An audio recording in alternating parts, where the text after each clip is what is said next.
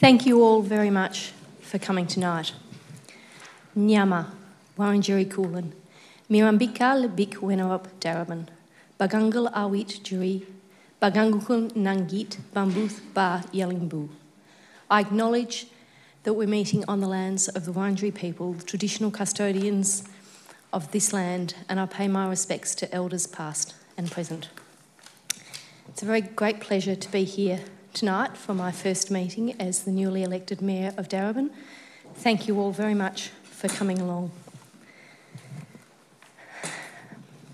We'll move to membership. Membership is not as listed in the agenda. There is a change, which is that Councillor Tim Lawrence and also Councillor Newton are on approved leave of absence. The other members are here. Disclosures of conflict of interest. Are there any conflicts of interest, councillors?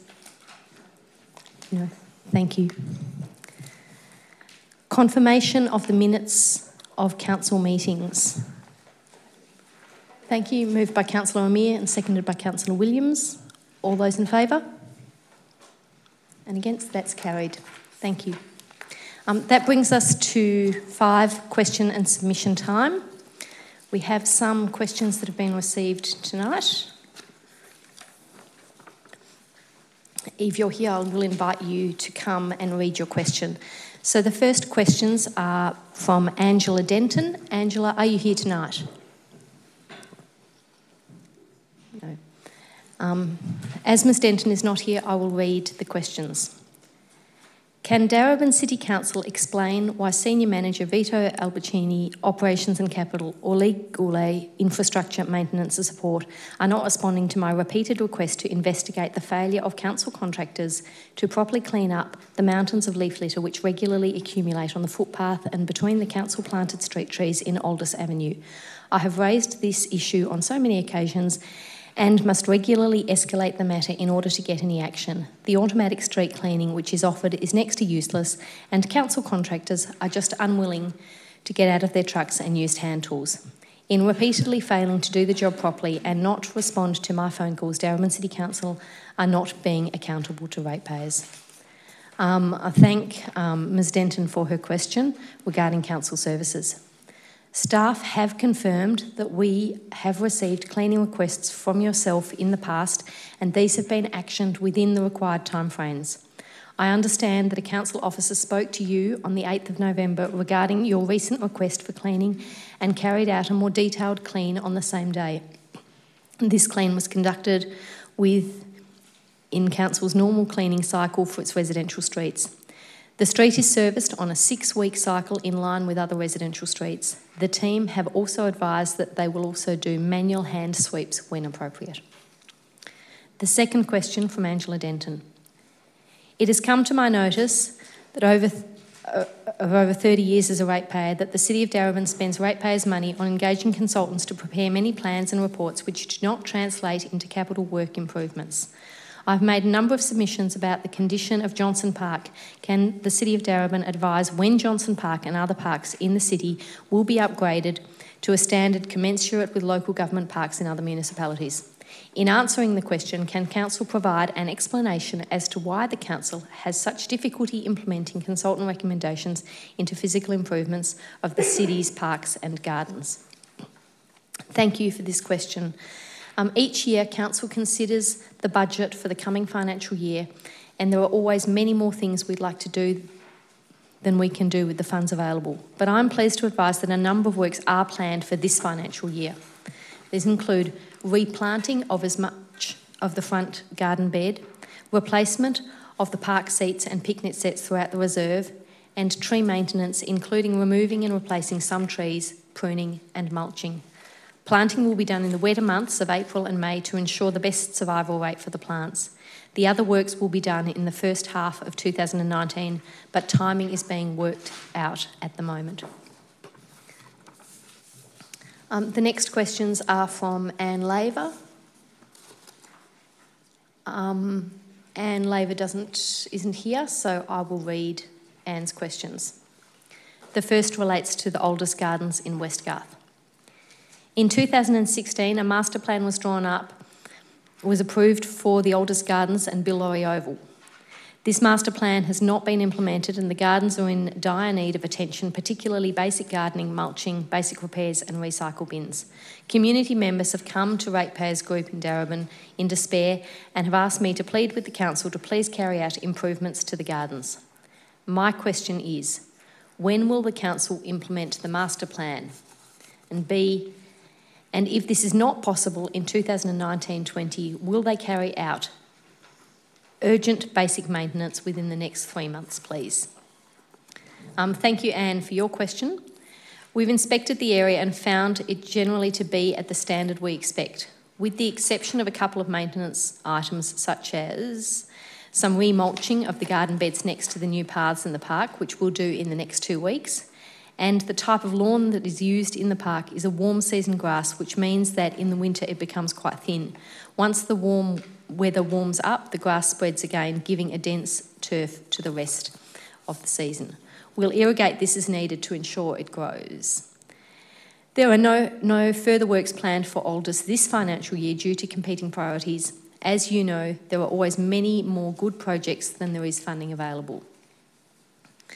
Anne Laver has a second question as follows. Re the school crossing supervisor positions. A couple of months ago, I asked the CEO via the council meeting to accept applications for the school crossing supervisors' positions from older workers. An officer from the CEO's office replied and said that these jobs would be re-advertised. They indeed were, and a person I know reapplied but received absolutely no reply at all. Yet another advertisement was placed in the Leader on the 21st of November 2018, and the person I know is applying for a third time. He is very capable, though not at the fitness of a 20-year-old. My question is, will the Darebin Council respond to this application and consider him for a position? Thank you, Anne, for this question.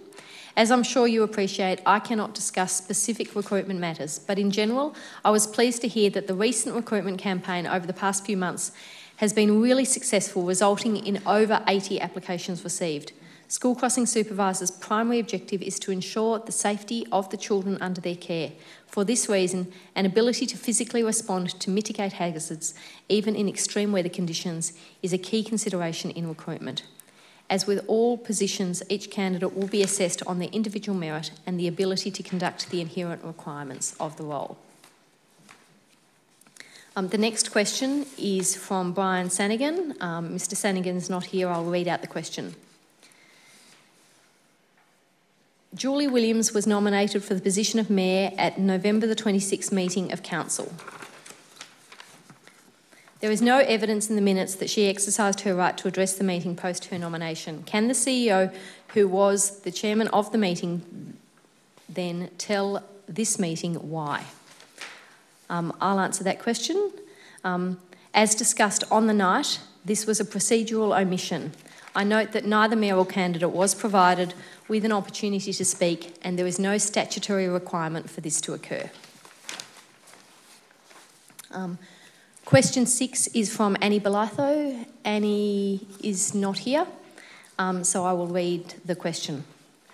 I'd like to know what the City of Darebin is planning towards for the 26th of January and how this will be disseminated to citizens. In 2018, the City of Yarra demonstrated leadership on this. Will Darebin do so in 2019? Thank you for your question, Annie.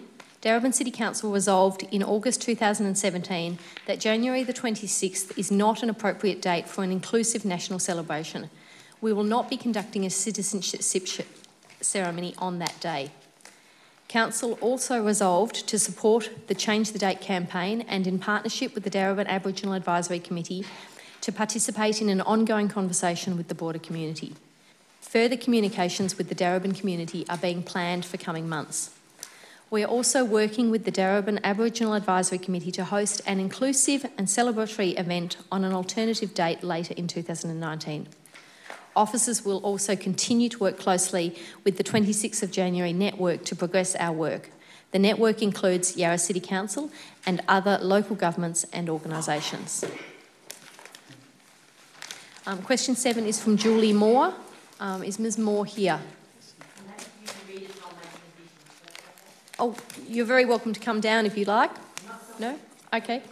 Thank you, Julie, for this question. I'm interested in the traffic management plan for South Northcote and would like to see any proposals. I'm happy that there has been an increase in density, as I believe as many as possible should enjoy the amenities we have. I'm yet to be convinced that there have been sufficient thought in traffic flow and to encourage cycling. Well, I actually live down Bottom Hill and I am very concerned with the safety of... Julie, could I invite you to the lectern? It's for the online viewers, and they get some better sound if you're at the lectern. Thank you. I really just want it noted, my concern mainly for the safety. I feel actually that council is perhaps becoming less progressive when you consider Moreland Council, Port Phillip and others. We are very densely populated, roads are narrow. I feel the cycle tracks are just lip surface. They're just little things and along the side of the road on most roads, and I would prefer that there was some priority given to cyclists and perhaps not on all roads, and that would be a compromise. I actually live on South Crescent. I experience a lot of road rage on the Crescent. I've witnessed cyclists being knocked off their bikes. It's of grave concern, and I feel, I have submitted a lot of correspondence, and there's been a little bit of effort made, which would involve probably $100 by putting one sign up. Very unsatisfactory. Thank you. Thank you very much, Ms Moore. And we share your interest in developing better cycling paths and ways for cyclists to commute and travel very safely in Darebin. Currently, there are 2 things in progress in South Northcote. First, Council is working on road safety improvements near you in the precinct bounded by Separation Street, Clark Street, High Street and Station Street. We've developed a draft local area traffic management plan which includes raised intersections and safer pedestrian crossings amongst other things. Secondly, Council has also been working on a cycling program called Streets for People, which has identified 9 corridors to give higher priority to people who walk and cycle. South Crescent has been identified as part of one of these corridors. However, our priorities this year are not focused on this corridor. The 3 corridors we are looking at now are 2 east-west corridors in Preston and Reservoir and a north-south corridor along the South Morang train line in Thornbury and Northcote. To make improvements to all 9 corridors will require substantial investment over many years. If you're interested in the detail, one of our transport team would be happy to share this with you and discuss it. Thank you. That brings me to the end of the questions that were received earlier before the notice period. Are there other people who would like to ask questions now? Mr Nugent, yes, please come up.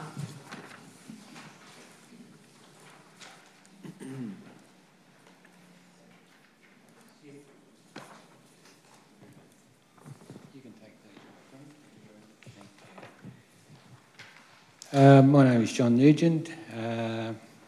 Madam Mayor, I have I'm only asking one question tonight.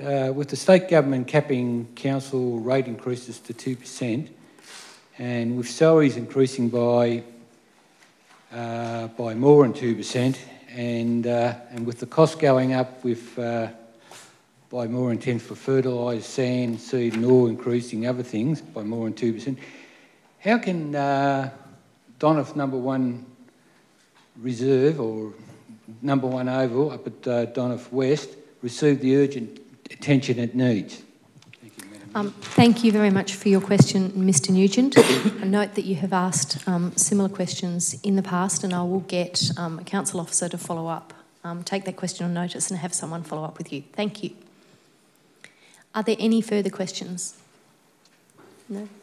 Thank you. That brings us to item 6 on the agenda, which is petitions. Are there any petitions? Yes, I do. Councillor Williams. I have a petition regarding residential parking. Yes, what's the... The petition states, we, the undersigned residents of Parker Street, Preston, hereby petition Darebin Council to introduce time parking restrictions in our street. The time extent of our preferred parking restrictions are between 8 a.m. and 8 p.m. from Monday to Friday and 8 a.m. to 8 p.m. on Saturday and Sunday. The insufficient parking for the residents are here and signed that I'm happy to forward over. Thank you. Do we need a seconder for that petition? Thank you, Councillor Messina. We'll refer that petition. All those in favour? Thank you. Are there further petitions? I'd like to table a petition. Thank you, Councillor Lasserve. So the petition is Protect Darebin's Local Quiet Life. We call on the Darebin Council to remove the light installation in the 17 trees that line High Street between Walker Street and Westgarth Street. We respect the work of the artist involved in designing the interactive installation. However, the dynamic display emits light and noise pollution that is harmful and disruptive to both daytime and nocturnally active wildlife who use the trees as habitat. The beautiful trees that line our main street are unique in the area and are better suited to more aesthetically appropriate and less intrusive creative activities. So I'd like to move a motion that the petition be referred to the CEO for consideration and response. Thank you. Is there a seconder for that motion? Councillor McCarthy. Thank you. All those in favour? That motion is carried. Are there further petitions? Yes, Mayor. I'd like to table a petition. The petition reads as follows. Darebin City Council Business Parking Space Scheme Petition.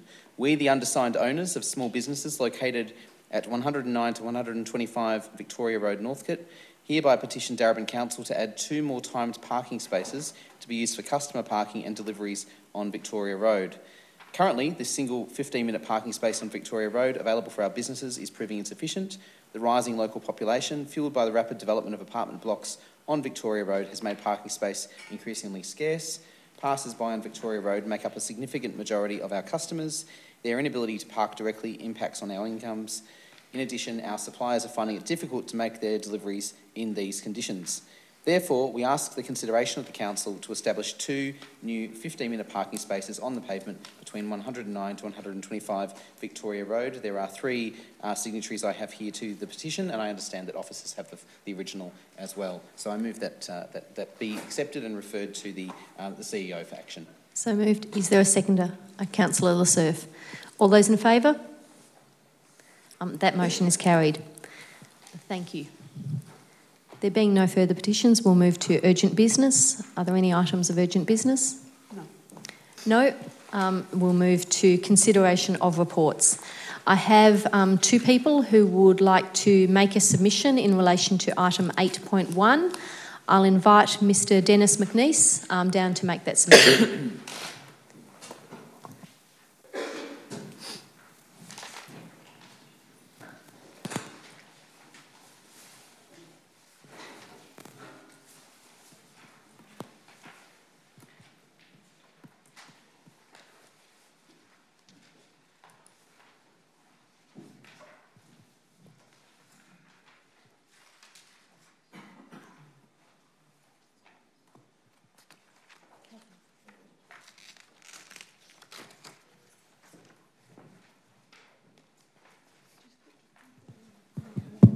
We're online to the Mayor and Councillors.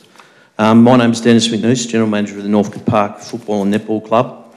I'm here on behalf of obviously our members, players and supporters. We have got a deep concern obviously with the Darebin electronic gaming machine policy that's been put on. Since the Council put this policy forward, read the EGMs and gambling, my club has had a number of meetings with the Council and obviously myself and the Council officers in the transitioning. We've spent hours of time dealing with this issue, but our concern and worry is even after these meetings, we're still no closer to finding a replacement or alternative with regards to replacing this funding. After years of hard work of a lot of people at the club and all our members at the North Park Football and Netball Club, which provides a community service for both females, males, Indigenous, all multicultural groups and all different religions, we're all deeply concerned that it's going to affect our club no end. As stated before, all money made from our venue is put back into the club and community. We've just worked tirelessly with the Cricket Club and Council to have the redevelopment of Bill Laurie Oval starting shortly, which is great with the council, another objective that we've been able to achieve. This is another project which we need to find funds for, and we've always put money into projects such as our wonderful lighting, new digital scoreboard, coaches boxes, and any other development in the last 40 to 50 years. I could go on, but this will not solve the problem of gambling, drinking or drugs in the society. I am a firefighter in the MFB as well. I see these problems in society every day. One thing I do know, that a football and netball club like ours does provide a great lot of benefits for the local people and obviously the community.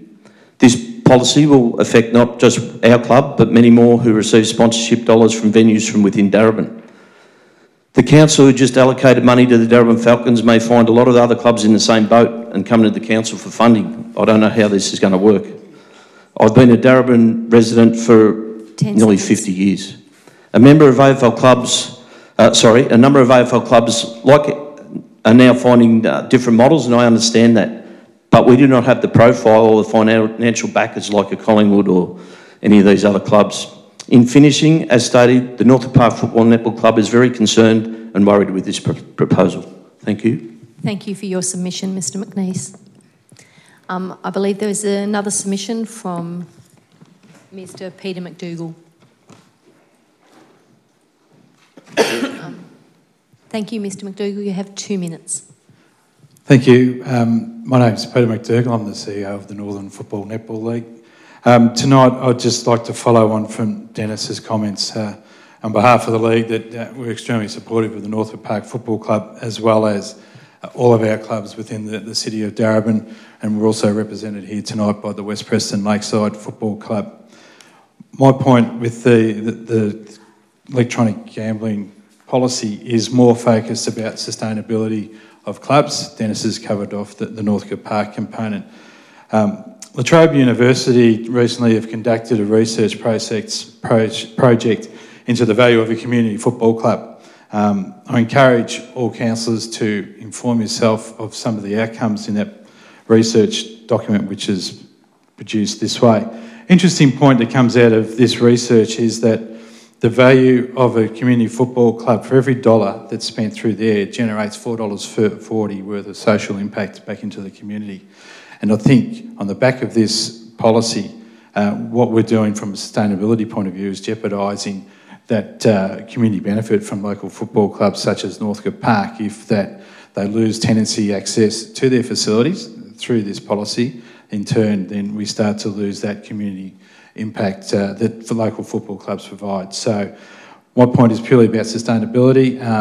Certainly inform yourselves of the benefit that clubs provide to the community, and it's not just football, it's every other sport as well. And thank you for your time. Thank you, Mr McDougall. Are there any further submissions? No. Councillors, do I have a motion? Councillor Amir.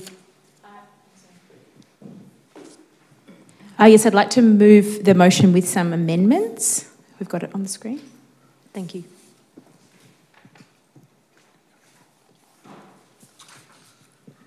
Yes, I'd like to move the motion as above.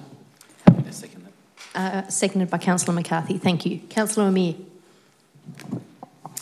First off, I wanted to say thank you to Mr McNeice and Mr McDougall for your submissions, and absolutely thank you and your club so much for the hard work that you do. The volunteer work that goes into running any sports club is very significant and profound, and we absolutely value and recognise that hard work and how it translates into community outcomes, not just for health and fitness, but the role the community sport plays in the community, which is why council supports so many sports clubs through financially and in other ways. The motion that we have here is to endorse the Darebin Electronic Gaming Machine Policy and Action Plan. This is something that Office has been working on for more than a year. It's been through an extensive drafting and consultation process, including consultation with community organisations, hotels, RSLs, representatives from other councils, and of course our community as well. So we have had a couple of clubs, as you've heard tonight, expressed that they don't support the policy, but largely Council has heard from the community and including other sports clubs that they are supportive. What we have here is a real focus on harm reduction. We know that gambling losses in Darebin and beyond can be absolutely devastating for many families. In Darebin alone, residents lose over $80 million per year, and this money is not evenly distributed. That's not just a little bit of money per person per day. It's families that are ruined by gambling losses through poverty, through family violence, family breakdown. And as council, we are not the main decision makers when it comes to pokies. We're not the main decision makers when it comes to how the industry is regulated, but there are some small things that we can do. And what's being put forward tonight is a proposal for a whole of organisation approach where we do look at every part of Darebin Council and see, are there ways that we can contribute to a reduction in gambling harm. And this is something we can do here in Darebin. It's something that's happening in other councils all across Victoria. It's something that does seem to be gaining momentum. Darebin has been a leader in this space, and I'm really proud that by putting this forward tonight, we can hopefully continue to retain that reputation and build on the work that's happened, and collectively with Darebin and other councils can make a difference across Victoria to reduce gambling harm, both through the levers that we pull in council and also working with the community to hopefully pressure the state and federal governments to pull those bigger, more powerful leaders, and in doing so choose to prioritise community health and safety over individual profit. Thanks. Thank you, Councillor Amir. Councillor McCarthy. Thank you, Mayor. I support everything that Councillor Amir has said and also the amendments to the recommendation as listed on screen. I would just wish to draw councillors and also the gallery's attention to page 7 of the report, which outlines very clearly, in case anyone is unsure, that Council in its move towards making a very clear and strong policy stance in relation to this matter has said, and is communicating that again in this report, that we will be working with any club who wishes to divest from any dependency on EGMs. That is a commitment that this council has made, because we realise that some clubs, one in particular, as we've heard, is dependent or has an investment at the moment with the EGM space. And we're sympathetic to that, but we also take a position from a public health point of view that it is absolutely essential that we separate the involvement in gaming from the games that we play on field. And that is a critical point that this council has made, but we also understand the need for a transition plan, and that's why in this report council once again makes that commitment to support that transition process, because we know that clubs are community clubs and their nature is voluntary in terms of most of the work that goes on. I am involved in a number of different local sporting clubs, having attended or participated and of course been a supporter and spectator. And the one thing you see more and more in our community is an involvement and a hunger to be involved, and that is where we should be focusing our energy, not on harmful activities like EGMs. So we have made that commitment. It is very clear. I hope it responds to the concerns raised by the submitters, and I'd encourage them to join with us in our advocacy to other levels of government for greater support for these sorts of transition arrangements at the moment. I hope that EGMs will be part of Victoria and Darebin's history, not part of our future. Thank you, Councillor McCarthy. Any further speakers? Councillor Messina. Thank you, Madam Rennie. I have a question in relation to the amendment to the notice of motion. Do the policy exemptions in relation to music groups and musicians and Anzac Day still apply? I'll pass that question to Ms Henderson. Through you, Mayor Rennie.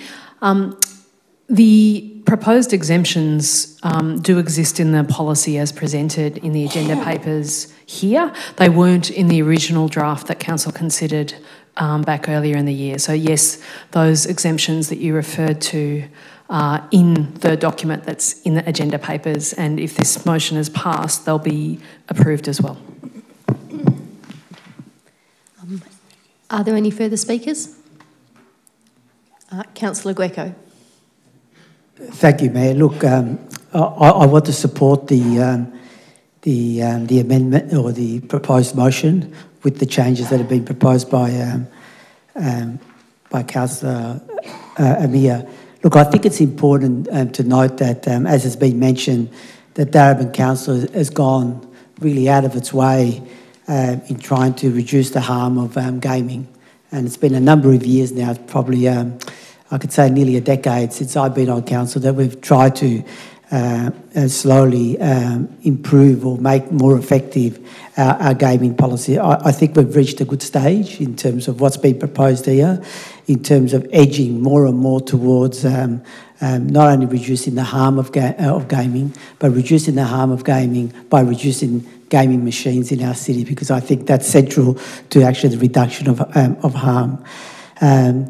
Also, it must be noted that Darebin in particular has nearly double the number of gaming machines compared to the state average, and it's something that we really need to address. And I think our policy, whilst within the state legislative framework, whilst we are limited in what we can do, but I think it edges things forward. Look, I take the point as mentioned by members of the gallery in relation to the impact of the social impact of sporting clubs and community clubs in relation to the community, and in regards to the study there that was alluded to. But I would also argue that, notwithstanding that $1 of investment in a sporting club delivers $4 in terms of community impact, but I would also say, on the other hand, that $1 invested in gaming machines brings a lot more harm back into the community than what we actually receive back in relation to the social benefits of sporting clubs. So in overall terms, I think it's an important issue that we need to, an important policy that we need to endorse here tonight, and I take Councillor McCarthy's point that there's enough transitional arrangements in order to support clubs to wean themselves off gaming. Thank you, Councillor Greco. Are there further speakers? No? I'll put that to the vote. All those in favour? That motion is carried. That brings us to item 8.2, the future of festivals.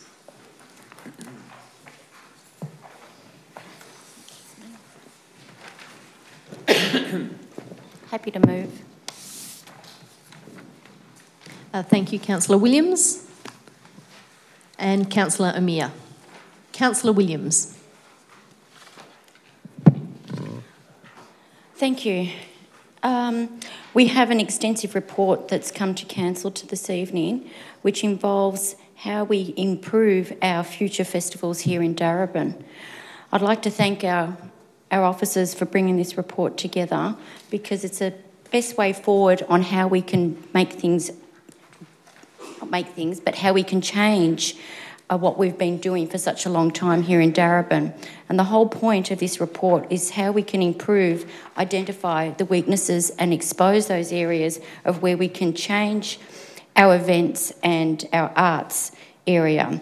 The whole point of this is to actually ensure that we are fulfilling what Darebin is all about, which is actually making Darebin a very culture and involving and a community that's very diverse. So what this plan actually does is to identify the areas that we can actually improve on areas that are dead spots, or instead of just having arts in one area, we can do arts actually outdoors. We can do it in our Northcote Town Hall, not just at the Darebin Arts Centre. So what this actually does is to activate those areas, and it might mean having music festivals going in other areas rather than just your average places that we've been continually doing the last several years. So having this engagement also activates people coming out to the community. It also engages the people to be empowering them to get to know each other and to be involved, but also it gives the perception of safety and the engagement in the community when they come together. It also, as I said, it activates those spaces and it empowers and it connects our communities.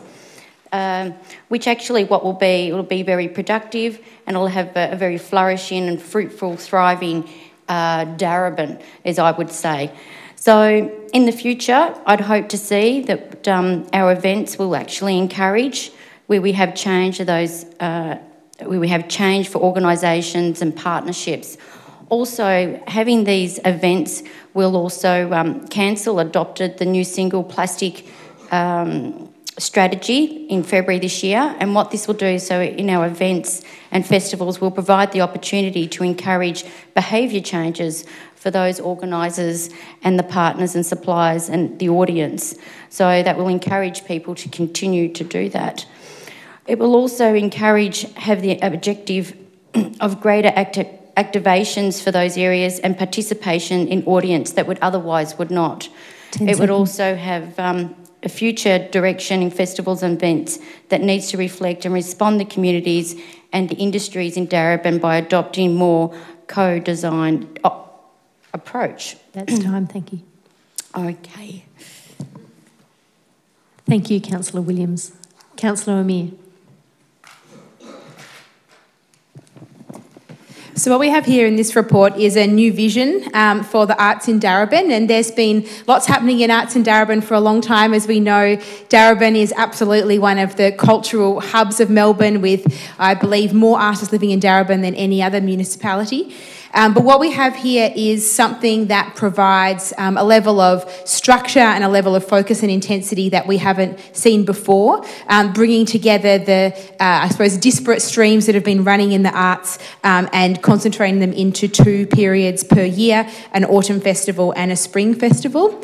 So I admit, in reading this report, I did feel slightly conflicted, because my instinct was just one to have all the arts all the time. But I understand that from a financial perspective, from a compliance perspective, from a practicality perspective, that creates challenges, and also means that we miss out on the opportunities that come from having a festival. And I know, even for myself, when there's festivals on, you flick through the program, get excited, and make sure you can commit to going to see a few things. And experience that buzz and that feeling of connection you have during the festival period. This also addresses some of the community feedback that we've heard around, as Councillor Williams mentioned, the distribution of arts activities across the municipality, and that's something that's absolutely at the core of the plan, is making sure that activities are rotated around, that there's opportunities in every suburb and every part of Darebin to have access to the arts, no matter who you are and what your income is and where you might live. It's also got a really strong focus on partnerships, which is something that Darebin has been doing very well, but there's new opportunities here that can be become available through this new model, and I'm really excited to see what these new festivals will bring. Thanks. Thank you, Councillor Amir. Are there further speakers? Councillor Messina.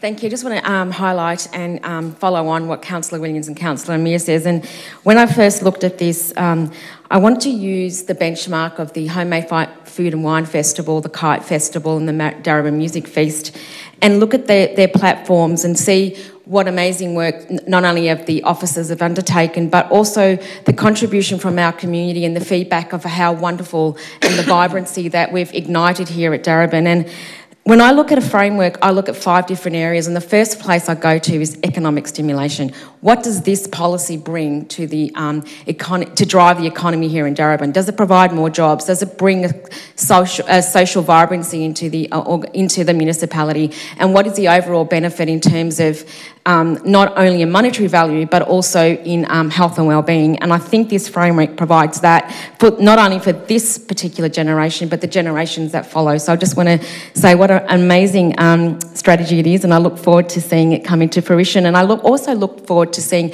how this is actually going to play out with the removal of the elevated rail, thank you, Labor government, sorry, and how this is going to be used as a platform and ignite into the area of the Darebin Arts and Entertainment Centre and the open space that we're going to have down there. So I just want to say thank you. Thank you, Councillor Messina. Are there further speakers? I'll put that to the vote. All those in favour? That motion is passed. Thank you. 8.3 on the agenda, Welcoming Cities Reference Group Terms of Reference. Councillor Greco, thank you. And a seconder? Councillor McCarthy, thank you. Councillor Greco. Thank you, Mayor. Look, I'm really happy to move this report and the recommendation that's before us. I need to state right at the outset, it's a bit long overdue. We're a bit behind in relation to the work that needed to be done in relation to Welcoming Cities reference group, but never mind that. We're here at this stage in terms of endorsing the terms of reference for the establishment of a reference group for the Welcoming Cities framework policy document that Council has already adopted in relation to implementing diversity initiatives and policies and cultural change within the organisation. What this report basically says is that it actually spells out what the terms of reference and the composition of the new reference group will be, and that's spelled out there on page 99. And also what needs to be pointed out is that at its first meeting in February, the new reference group will also have an input into the terms of into its own terms of reference, so that it actually can fine-tune what further work may need to be incorporated to ensure that the Welcoming Cities policy document can be fully implemented. I think what needs to be pointed out is Welcoming Cities as a policy initiative, which is being set up by the Scanlon Foundation. It's a very important initiative, and it's an initiative that incorporates a whole of council approach. So what we're looking at here is how to implement diversity within an organisation from a whole of council approach, not so much in relation to one particular department of council or focusing on one particular group in the community, but how does an organisation respond in an area where its constituents, if you like, are from diverse backgrounds. And we know that in the city of Darebin, diversity is growing, and so that the council needs to be responsive and better equipped in order to ensure that everyone in the community feels included in the decision-making and can fully participate in community activity. So what we're talking about here is a cultural shift in the organisation. I equate it a little bit to occupational health and safety, where it's a type of policy shift that affects all aspects of council, and I really look forward to the work that's going to be done. The other point that I think needs to be made very quickly, and I think this is where we can make a valuable contribution, is that it also incorporates the issues affecting Indigenous people in our community. We've got a very sizable population of Indigenous people in our community, and that will be incorporated into the work of the reference group. So I look forward to the reference group meeting next year, and I look forward to the task before them in terms of helping to shift some of the culture in this organisation.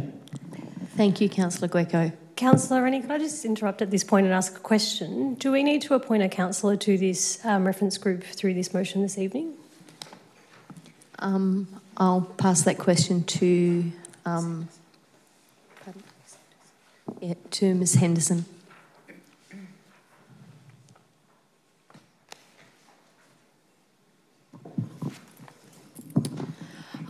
Through you, Mayor, I believe that you do, yes. I don't think that the later report, which is about appointments to committees, includes this committee. Yeah. Okay. Thank you. Thank you for that question, Councillor Lasser. Councillor McCarthy.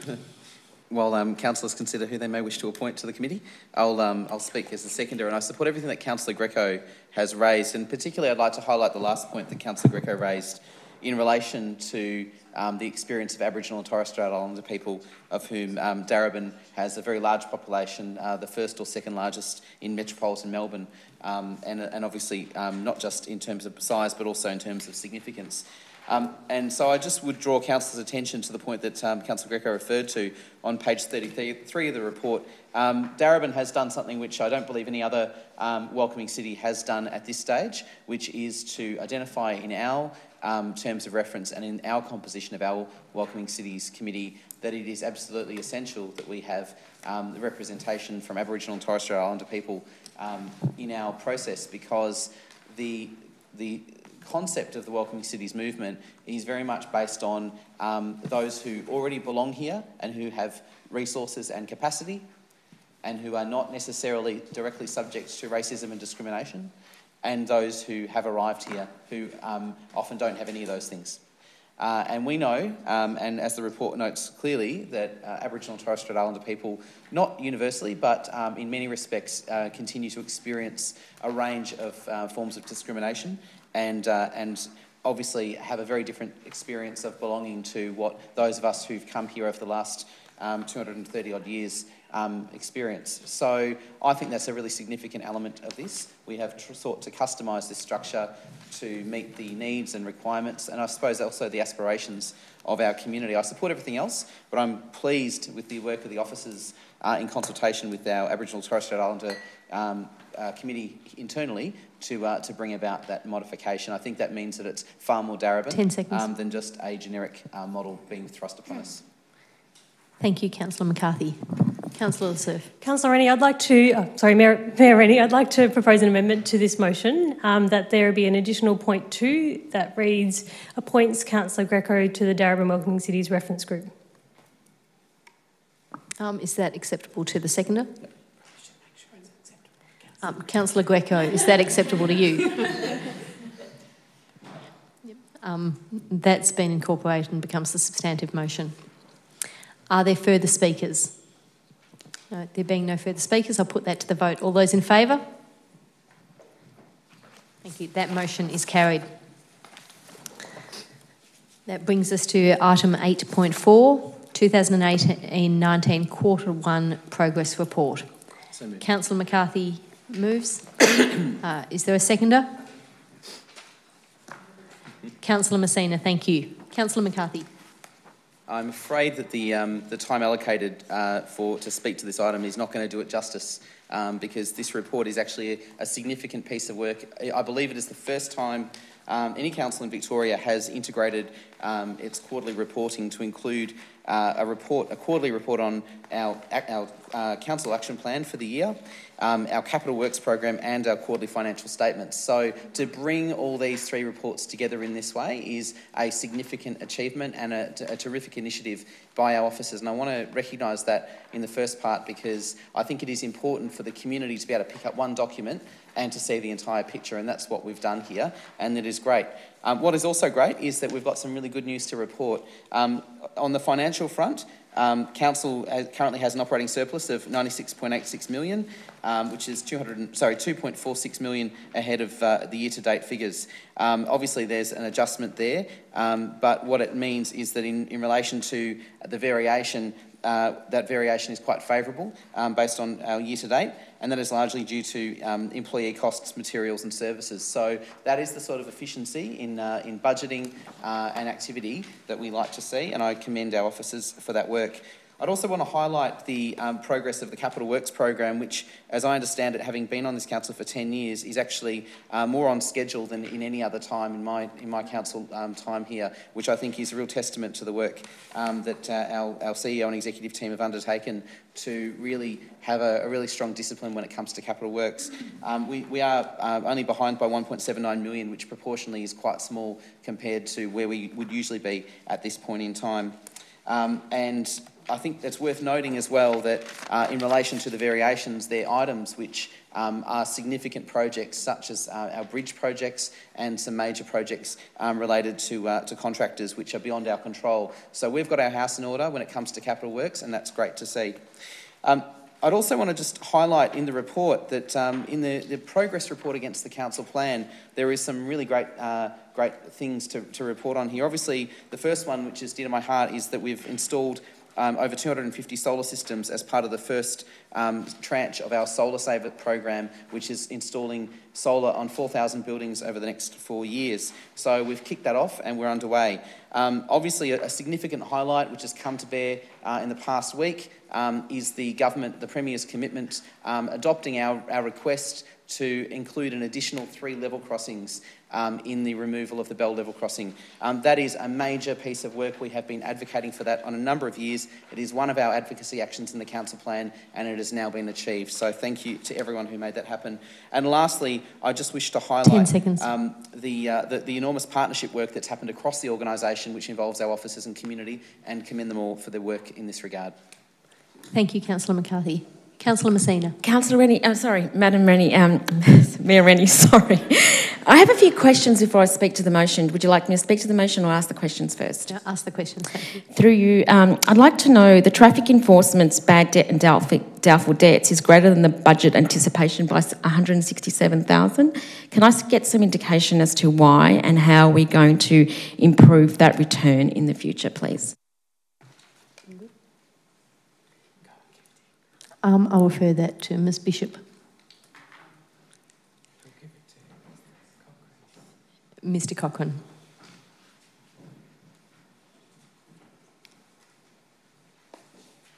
Through you, Madam Mayor. So there's been a change in the way fines are collected in Victoria. They've moved from the Darebin Court now to Fines Victoria. Fines Victoria are still finding in their feet, and there will be a delay in them coming good with their collections. They're still suffering quite a bit from their system setup and processing that. So that's once it moves out of council's control and into the court system. A few more, Alan, sorry.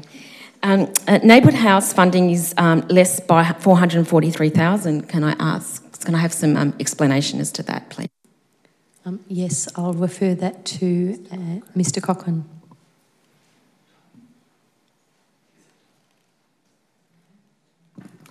Through you, Madam Mayor, I believe that's to do with timing of the payments of that, so it's a phasing issue rather than anything else. Thank you. Thank you. And my final question, sorry. Footpath renewal program is 573,000 greater than budget. Is there some explanation about that, please? Mr Cochrane. Through you, Madam Mayor, on behalf of the Capital Works delivery team, they're going gangbusters and doing a really good job, just ahead of schedule. Thank you. Councillor Messina. Thank you for that explanation. When I look through, this is halfway, so we're at the halfway mark. This is our into the second year, third year actually. And I guess it's, I don't want to be like Collingwood and bomb out in the grand final. So what this is basically an explanation of our goals and where we're at in terms of the vision that we first started when we were first elected as councillors. And I particularly want to pay to the attention of a couple of things. And I think Councillor McCarthy pointed out the elevated rail removal of the 3 crossings. And I keep on harping on this because I just want to mention that is going to be the heartbeat of this municipality. It's going to be an integral link between what happens in terms of the future of the Preston market, is my belief, and how we're going to integrate the Darebin Arts and Entertainment Centre right through to the Town Hall. I also want to look at also our IT strategy in terms of we're looking at a major digital transformation and how we're going to engage with our platform, whether it's an app, and how we're going to engage in the community. I know, for example, myself, I don't like going to Darebin's website and knowing what's going on. I'd love to have it on my phone so I can see where the garbage is being collected and what's been happening, and perhaps looking at feasibility in terms of where there's some dumped rubbish and where we can report it to council. So I'm looking forward to the information technology strategy, but also the other strategy that I'm looking forward to is the graffiti strategy, which I'd like to see some implementation of where we're at previously and moving forward, and how we're going to change the landscape in terms of the visuals of this particular municipality. So I look forward to the next 2 years and what we actually do. So thank you for the work that was undertaken. Thank you, Alan and the team. Thank you, Councillor Messina. Are there further speakers? I'll put that to the vote. All those in favour? That motion is carried. Item 8.5 on the agenda, Darebin Planning Scheme Review. Councillor Amir. I'm happy to move the motion. Thank you. Is there a seconder? Councillor McCarthy, thank you. Councillor Amir.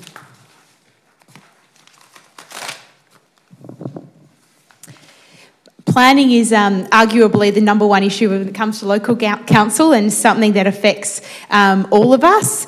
And it's really exciting to see that we're embarking on the next phase of the Darebin planning scheme. This will be a really big picture focus, the scheme, looking at things like the shifting patterns of work and movement and demographics across Melbourne, what makes local areas unique, integrating planning for transport, housing, employment, open space and community infrastructure, and a higher quality of design, which is something that's often raised by residents.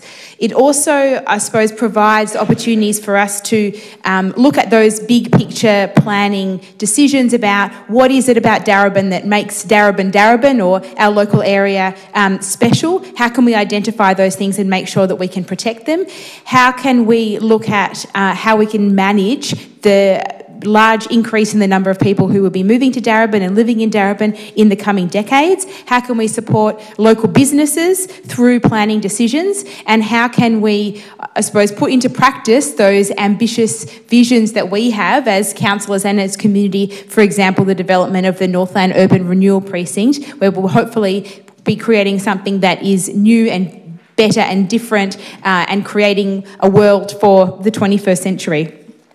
So the motion here today is focused on the community engagement approach, which is quite extensive. It's proposed to start early in the year using existing data sources, feeding in information we've already got through a range of processes that have happened in recent years relating to planning, as well as seeking further input from the community, from businesses and experts across the municipality. So there's a lot of strategic opportunities that come from this that I'm really excited about, and things that are important to us as a council, things like increasing housing access, especially for people who need it most, protecting biodiversity, which we've been doing through the Darebin Nature Trust, but planning can play a big role in that.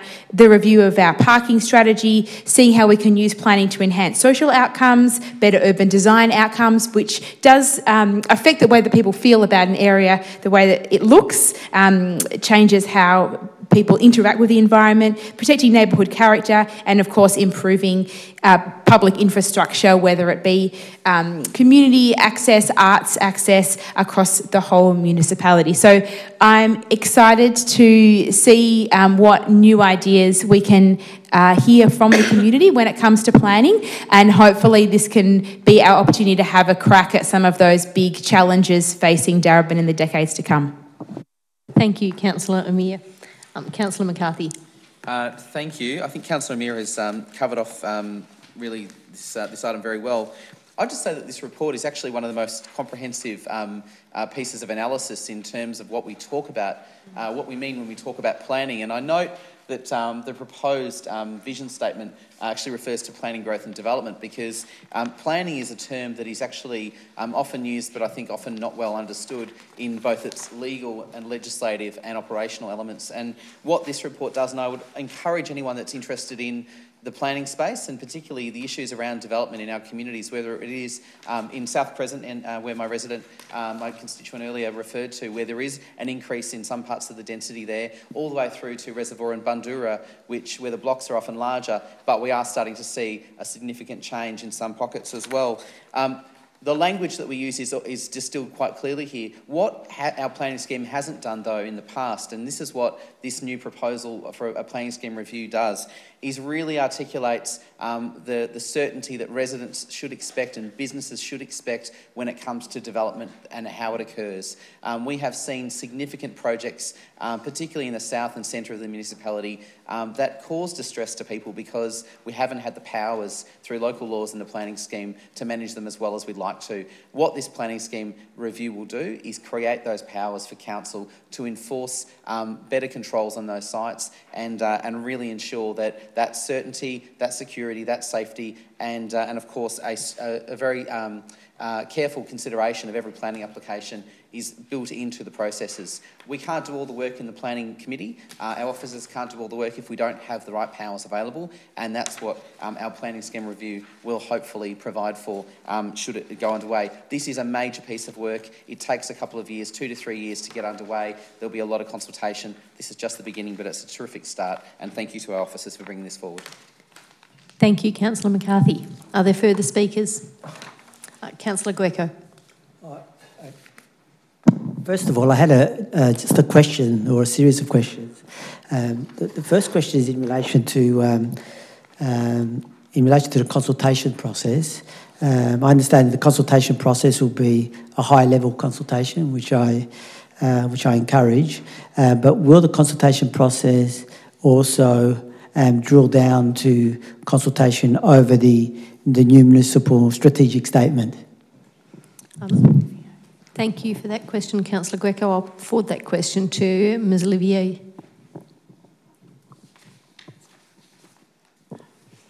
Through you, Mayor Rennie. Yes, it's proposed that the engagement process would come up with a vision statement for planning, growth and development, and that this would form the basis for the new municipal planning strategy. Councillor It's a supplementary question to that. I understand that it will form a basis for the new municipal strategic statement, but I suppose what my question was going to, whether there will be consultation on the new municipal strategic statement also. Ms Haynes. So our thinking is it would happen more the other way around, which is that the vision statement would come first and that this would then be translated into the municipal planning strategy, which is the new form of the municipal strategic statement. But as that needs to be signed off by the Minister for Planning, we don't get to decide the final form of words of that particular statement. Thank you. Councillor Greco. Ms Olivier. Through you, Mayor Rennie. There's certainly no intention that it wouldn't be. So while we are recommending a process that is about talking about the issues and then working out how best to deliver on those issues, certainly I'm very comfortable that we can say we'll share the drafting of those documents at the appropriate time. Thank you. If I can, just for further clarification, so that we fully understand, in previous practice where we've had the municipal strategic statement, councillors usually prepared that, and then there's been a window of exhibition, and then it comes back and all that process of council endorsing, going to the minister and things like that. I just want to understand whether that will still be incorporated within this broader consultation process, or whether it's been substituted with this broader consultation process. No, you are correct. That would occur in this case as well. It would occur afterwards. So we'd do the broad engagement, make sure we're understanding the issues well, and then come back with that specific tool, which would go through an exhibition process like normal. Okay, thank you. I just have a few things, if I may, speak in relation. Look, thank you for the clarification. Look, I'm really encouraged by this document, and also note that back in 2016, I originally moved the motion that we actually embark on this review of the planning process, and generally in relation to planning rules and regulations as they affect our municipality. And I think it's work that we really need to do. I think it's really long overdue that we've actually done some proper, or we embark on some proper analysis in relation to our planning principles and the implementation of those principles in relation to how we apply them to planning applications. I'm particularly keen in relation to the high-level approach that we're taking here, but not only is it a high-level approach, but I'm particularly keen is that we're using a whole-of-council approach and looking at planning from a holistic urban planning perspective. And I think that's really important because we tend to put things in their compartmentalised boxes, but we know that planning is affected or is informed by many aspects of, both social policy and economic policy and various other aspects that our capital works program all impact on planning issues. So I'm looking forward to that high-level discussion. Also, because I feel that in our community, often what's been said, particularly of recent time, is that what is the vision? What is Darebin going to look like in the future?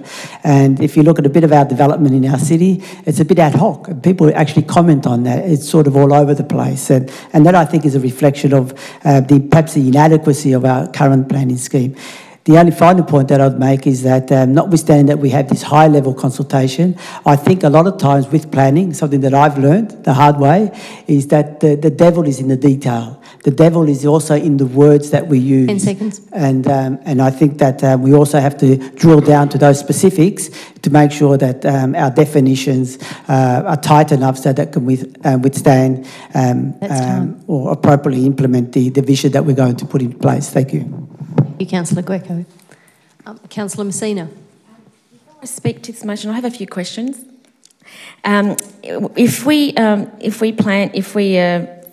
vote to proceed with this particular scheming review, in terms of the strategies, if I've put in a budget submission to have a look at a community safety framework, and we note that also there's the graffiti management plan that's going to be undertaken, strategy that's going to be put forward in February. If we were to want to include that in future planning, are we able to do that after this notice of motion is put forth? Thank you for your question, Councillor Messina. Ms Olivier, can I ask you to respond? Through you, Mayor Rennie. So I don't think they're related, Lena. I don't think this decision has an impact on those future decisions. What this is proposing is actually a different approach to consultation that's already programmed into this year, but it's not directly impacting the projects that you're talking about. Thank you for that response. Councillor Messina, would you like to talk to the motion? Just briefly, when I speak to the community, there's three things they talk about: waste, graffiti, traffic, and planning. And when we look at planning, I consider the evolution of our municipality, where it's been, where it's going, the demographic, and the extensive work that's been undertaken to date and what we're going to be undertaking in the future in terms of consultation is all about evolution. This is the evolution of our municipality and evolution of what we've got to date in terms of what our vision is going to look like in the next 10, 20 and 30 years. So I just want to commend that this report is quite extensive, and I just want to thank the officers involved in putting this together. So thank you.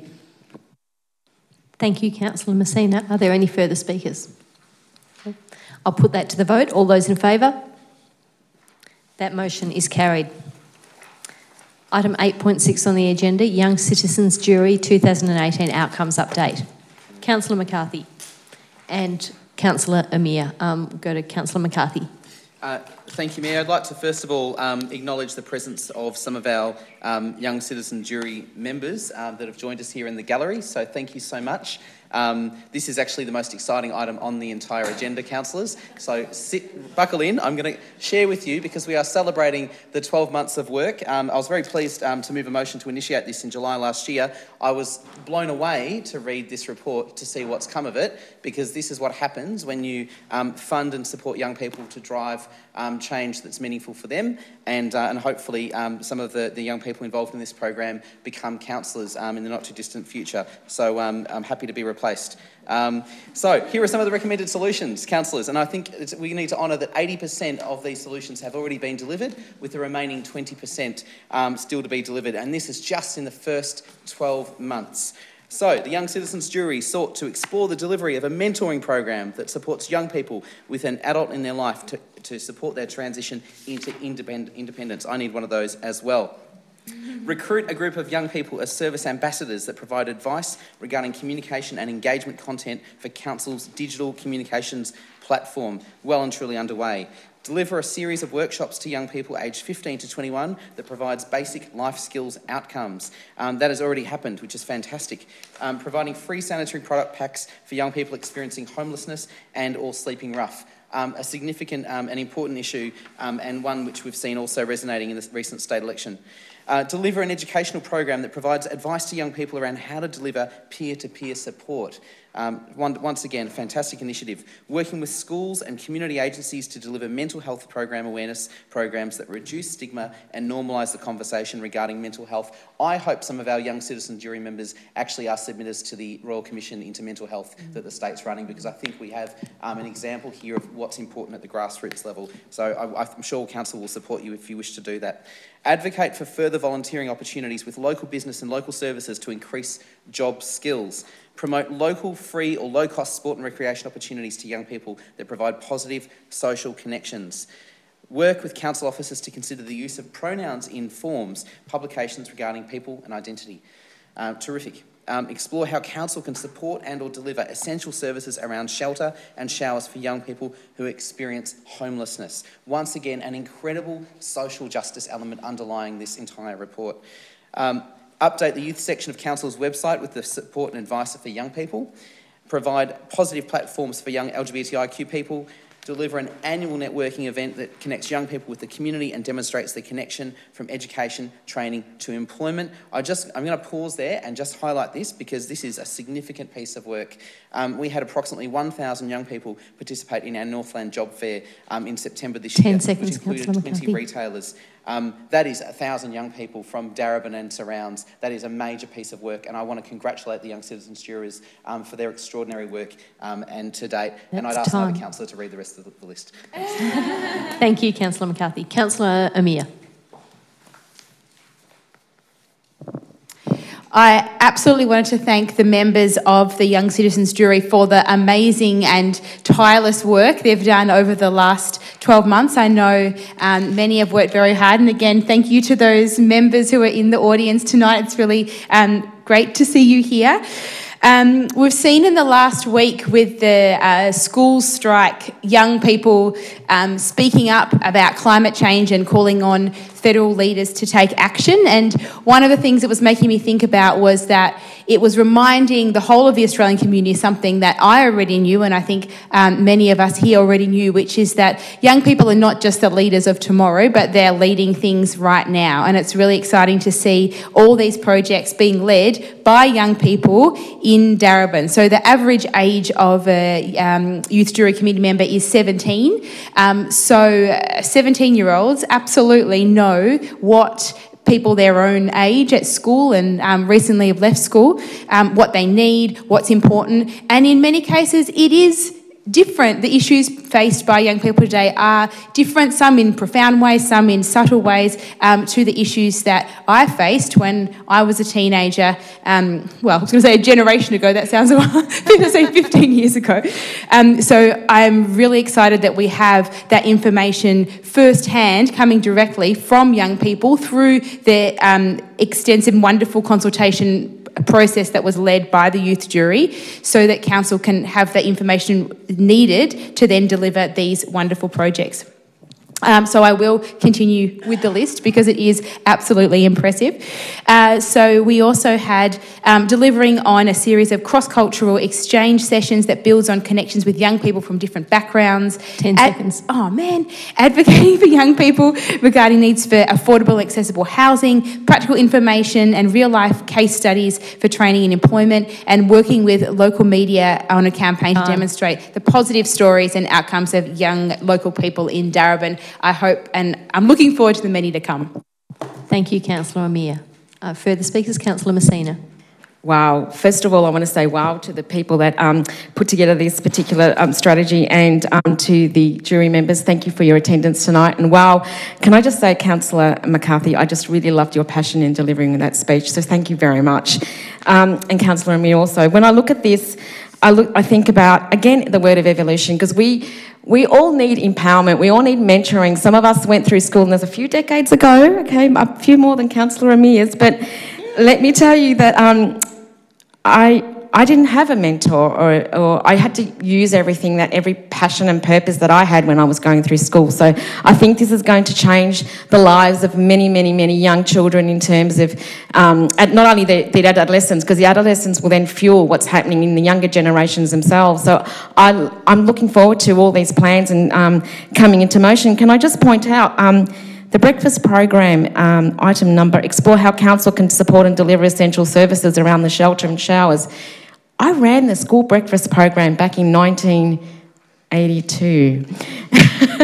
So let me tell you, you too can be a councillor. So, but not during my time, because I have to be here. Thank you.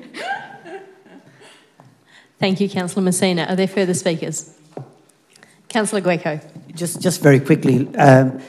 Look, I too was very impressed with reading this report. I think the thing that most impressed me was the breadth and depth of the strategies that are put forward. But even more so than that was the real sense of solidarity that comes out of the initiatives that are put forward, which really go against the general sense that perhaps us adults have, that young people are always thinking about themselves and furthering themselves and not thinking in intergenerational terms or even in intercultural terms. And if you look at the strategies that are here, they are both intergenerational, they are both intercultural, and also they have a really strong sense of social solidarity and social connectivity.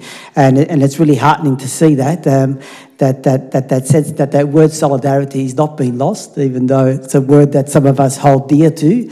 And it's really great to see that the sense of social solidarity is being furthered and fostered by a younger generation. So congratulations to the jury for their great work.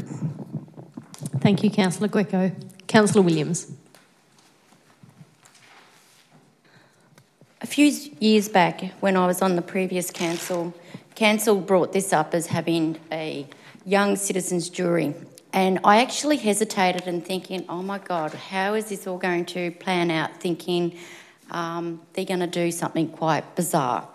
Over the years, there has been huge success, but tonight, looking at this evening's plan, I'm actually quite gobsmacked with the amount of work, time and effort, but the maturity and the solutions that you've come up with are actually, very profound and very moving. So I'd like to say thank you, and I wish you all on the best future of the journey in continuing this work. So thank you.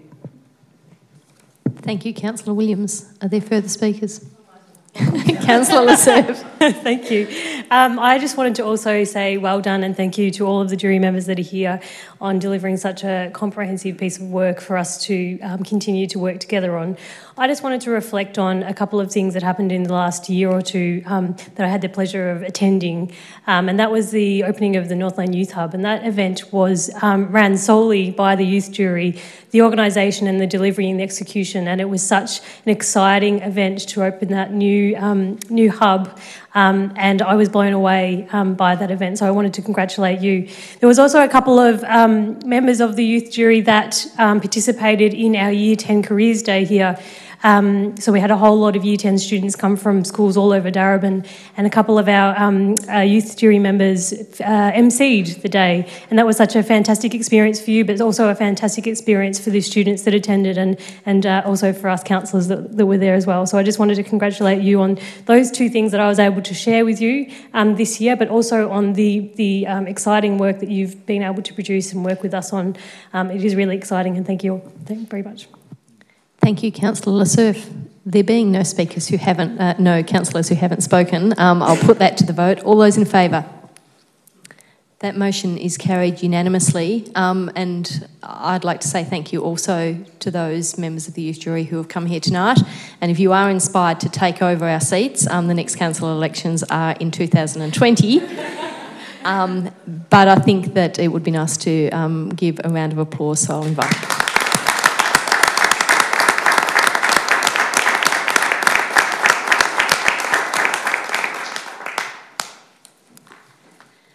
That brings us to item 8.7 on the agenda, International Campaign to Abolish Nuclear Weapons, ICANN Cities Appeal. Move that, Mayor. Moved by Councillor McCarthy and seconded by Councillor Lasserf. Councillor McCarthy. Thank you, Mayor. I'd just like to acknowledge a couple of things. Obviously, this report formalises something which should hopefully be implicit, which is that we support the international campaign to abolish nuclear weapons cities appeal, but we need to formally pass a resolution to do so, and therefore to also send a letter to the Minister for Foreign Affairs, who we love to send letters to on a regular basis. In this case, we are seeking that the Australian Government ratify the treaty on behalf of the Australian people that actually follows the work over the last decade that saw two Preston residents, Dave Hawkins and Dimity, Dave Sweeney and Dimity Hawkins, along with other members of the founding group of ICANN, be given the Nobel Peace Prize. And it's noteworthy that Darebin, almost a year to this date, formally acknowledged and recognised and thanked both Dave and Dimity for their work, as have other cities. But as far as I understand, the federal government is yet to do so, which is frankly a shame. It's shocking, in fact, that we have Nobel Peace Prize winners in this country who have not been formally recognised by the Commonwealth Government. We will continue to stand in solidarity, as we have done in this chamber, and I can recall in 2009 we formalised a motion in this chamber declaring, in partnership with ICANN at the time, that Darebin be a nuclear-free zone. A symbolic gesture, but one of which helped build that campaign at the city level just under a decade ago. We know that in fact the threat of nuclear warfare and the use of nuclear weapons has actually increased over the past decade, not decreased, and there's a whole range of reasons for that. We obviously are not in a position here in the city of Darebin to have a direct influence over that matter. We are not involved in international geopolitical affairs, but symbolically we are a community that has always stood strongly on this issue, and I hope we continue to. I would note for councillors and for the gallery that this city actually has a number of locations which actually recognise both Hiroshima and also our commitment to the anti-nuclear campaigns, and in fact you just need to go to Ray Bramham Gardens and to Preston Library to see some of those small signifiers there. So once again, we stand in solidarity with ICANN and with people around the world that are calling for peace and also calling for a complete abolition of both nuclear weapons and all the horror that comes with that. I'd also like to acknowledge that as part of our acknowledgement 12 months ago of both Dave Sweeney and Dimity Hawkins, that we will be recognising that publicly shortly. So that'll be another thing to celebrate. But I fully support the resolution, and I look forward to a positive response from the Minister for Foreign Affairs. Thank you, Councillor McCarthy. Councillor Lasserf. I don't feel like I have too much to add because Councillor McCarthy has done a great job of summing things up. But just to say that Darebin Council is deeply concerned about this issue, and it's when we hear from the grassroots that we can really affect change. So that while we're one city, we hope that many cities will join us and stand up in the fight against nuclear weapons. I just also wanted to mention the work that's being done in terms of the ICANN Peace Mural, and I'm really excited about that, which hopefully we will have an announcement next Monday, which will be on the anniversary of the Nobel Peace Prize being awarded to ICANN. And so I encourage anyone who's available on Monday morning to come and join Dimity and Dave for the launch of an exciting details about the mural, not the mural itself. So I absolutely commend this motion, but also the work that ICANN have been doing for decades here in Darebin. Thank you, Councillor Lasserf. Are there further speakers? Councillor Greco. Thank you, Mayor. Look, I'd just like to add a few words, and I'd like to also propose a little amendment, is that not only do we write to the Minister for Foreign Affairs, but also to the Shadow Minister for Foreign Affairs. And reason being is that in a few months' time there may be a change in government, so we need to. So I would put that forward as an amendment. That's acceptable. Yep. That acceptable to the mover? Very, very acceptable. And second, yeah. And if I may just make a few little points. I think Darebin as a whole, particularly the Northcote City Council that was preceded Darebin, also had a nuclear-free policy. And we used to have at the back in the days of the Northcote City Council, right at the entrance of the city, there was a sign saying this is a nuclear-free zone, and actually left the city, saying that, you know, also that this was a nuclear-free zone. It's maybe something that we should consider, you know, in terms of having some sort of signage in our city to demonstrate our commitment to this policy. The other thing that needs to be said is that it's important for a council like ours that we do take on these national and also, in this particular case, international causes. We see, for example, the City of Melbourne and the Sydney City Council. They've also made resolutions similar to the resolution that we're going to pass here tonight. And it's important that we do as a council, and particularly being a council of a very multicultural nature. There are people that are actually indirectly or directly experienced war, and not so much experienced, you know, obviously nuclear war or the effects of nuclear arms. But there is enough feeling in our community, I believe, in relation to supporting this particular thing. And just a final note that I would make is that I had the fortune of travelling to, in a private capacity, obviously, to Japan last year to visit both Hiroshima and Nagasaki. And I was completely moved when I visited Hiroshima of the devastation of nuclear war on that city. And I mean, you can read about it, you know, you can see pictures about it, but when you're physically there and you visit the museums and thank you. That's time. It's quite a moving situation to see the amount of devastation the nuclear weapons can have. So I commend the motion, and I commend us moving in this particular direction. Thank you, Councillor Greco. Councillor Williams. I just want to say a big thank you to these two wonderful people that have come from Darebin, who have spent the last 10 years working tirelessly in trying to have to rule out all nuclear weapons. We are very blessed here in Australia that we don't have or have come across it or seen it, where there are many other people around the world who have been devastated their whole lives regarding the consequences and the catastrophic effect from nuclear weapons.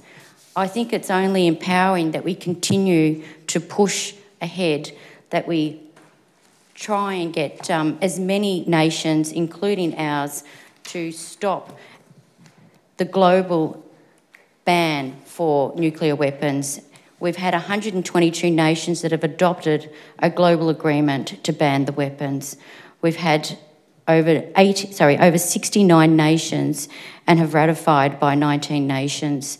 I think it's really important that we continue for people to sign these treaties, and I'm very blessed, as I said, that we are looking forward to seeing a mural put up around, hopefully in Preston area, that we can honour these two most winners of the Nobel Peace Prize in 2017, that we can continue only for this generation but future generations, that we can actually have an impact, not just us locally here in Australia but worldwide. Thank you, Councillor Williams. Are there further speakers? Councillor Messina. I just wanted to share a personal story, but before I did that, I just wanted to say what an amazing contribution to say that we have two Nobel Peace Prize winners here in Preston, and I guess it's a platform that actually shows that anything, if you believe in anything, you have the drive and the passion and the purpose, you can achieve anything you want to. And these two Prestonians have shown that. But can I share with you a story? My daughter was 16 and she went away to Vietnam. She wasn't the same 16-year-old when she came back. She saw things that you only see in the movies, and things that she dreamed were not possible in this day and age. And she played with children that were lost, children that were disformed and disfigured, And today she's a much better person, knowing how lucky she is that she didn't have to live through that exposure not everybody is lucky, and I think this is what this is all about, is to say we are lucky here today, but we need to acknowledge that moving forward we need to abolish the nuclear weapons. So I just wanted to say thank you for bringing this into the chamber. Thank you, Councillor Messina. Are there further speakers? No?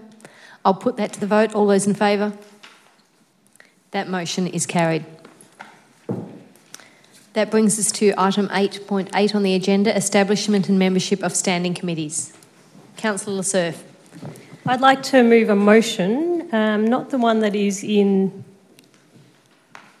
the agenda. I'll read it out. Do you have the copy? It was one that was circulated this afternoon by Miss Olivia. You do? Okay, I'll wait until it pops up on screen.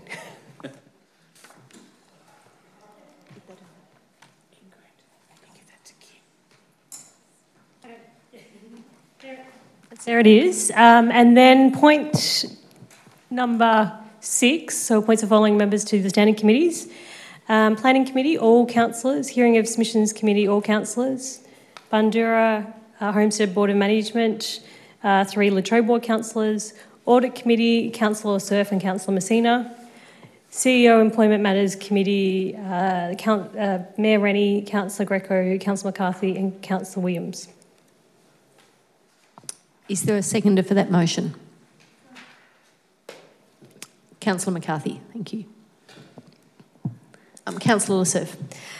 So this motion is to appoint councillors to 5 standing committees of council. These committees all have very specific roles and delegated powers of the council to make decisions, broadly make decisions on behalf of council. So they, I guess, play an important function.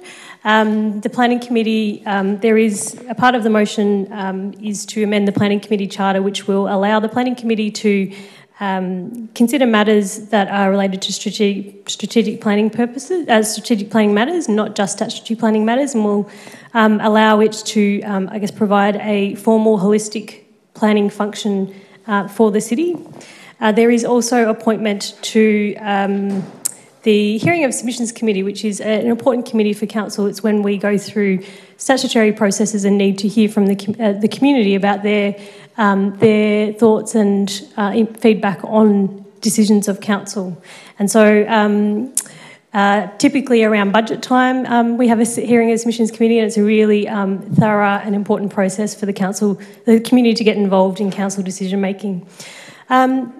I won't go on for too much longer, just to say that the Audit Committee and the CEO Employment Matters Committee are also very important tasks or functions of council in terms of making sure that we're managing our risk and finances well, and also managing the CEO's performance. So I'll leave it there, and thank you. Thank you, Councillor Le Cerf. Councillor McCarthy. Thank you, Mayor. I don't have a great deal to add. It's fairly instrumental, this item.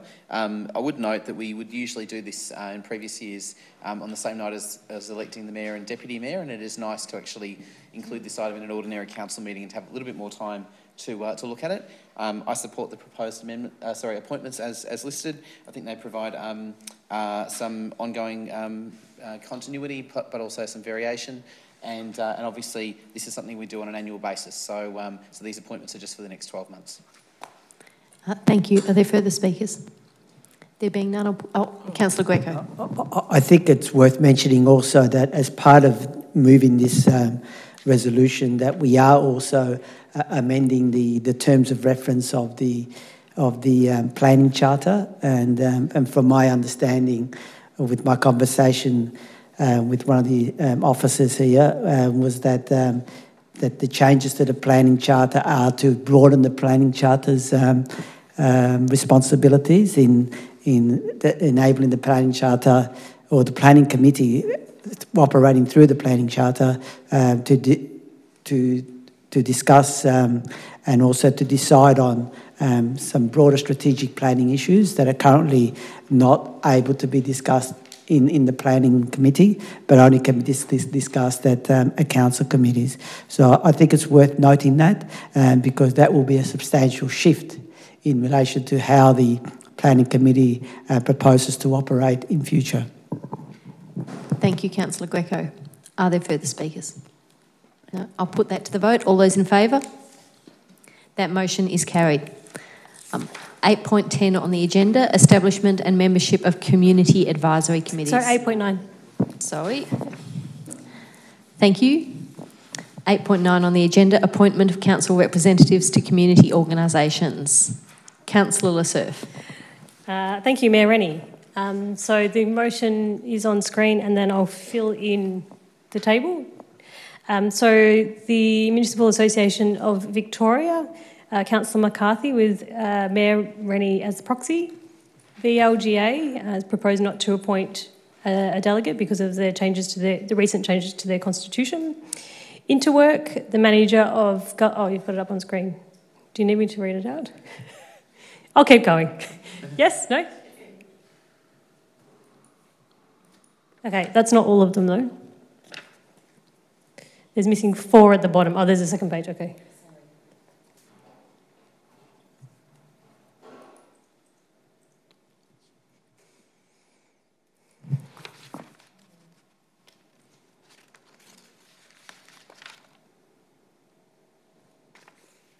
Okay.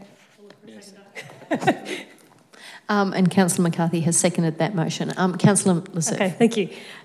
So these are a number of organisations that play various roles either across the state, across the region, within Melbourne or locally.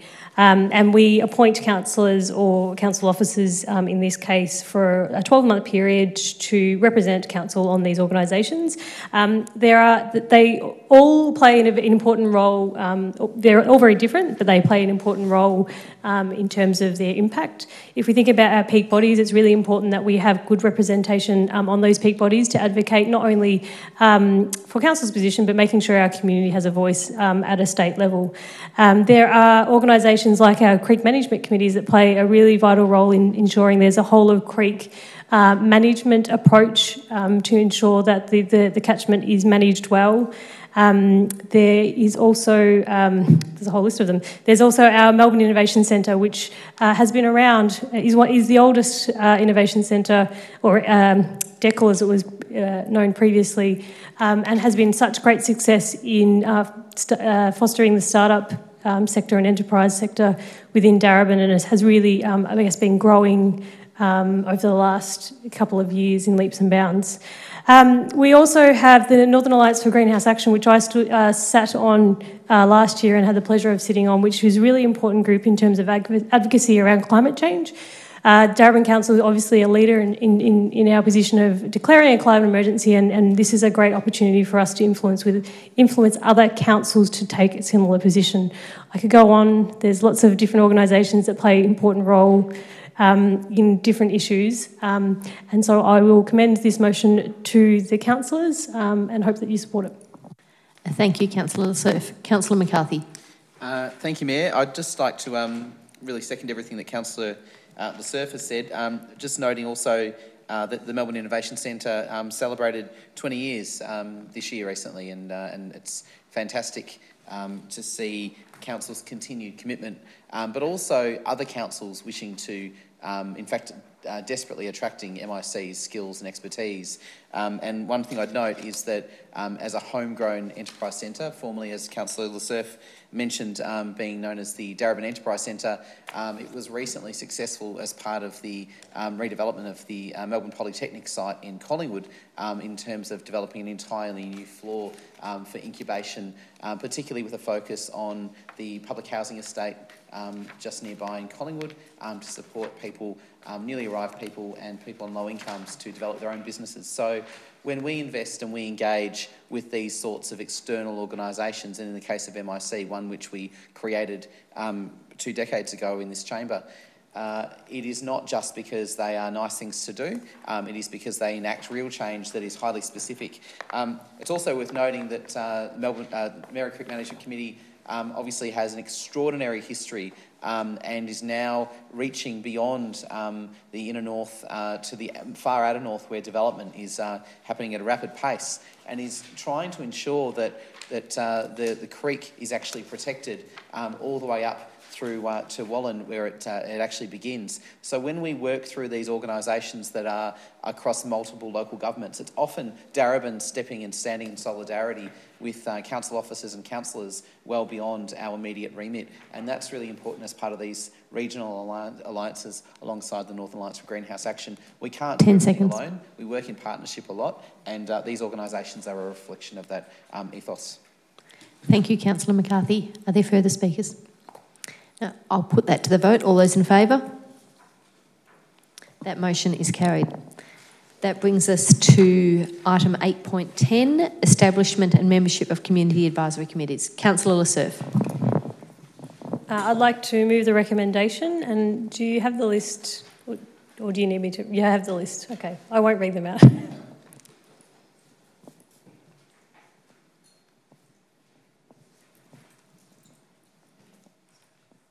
Okay.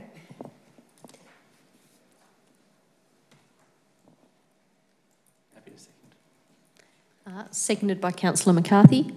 Councillor Lasserf. Okay, so this motion is to appoint councillors to our various community advisory committees that we have running here in Darebin. Our advisory committees play a really important role in terms of providing advice and feedback to council on many and various council issues, as you can see with the breadth of the different advisory councils there up on the screen.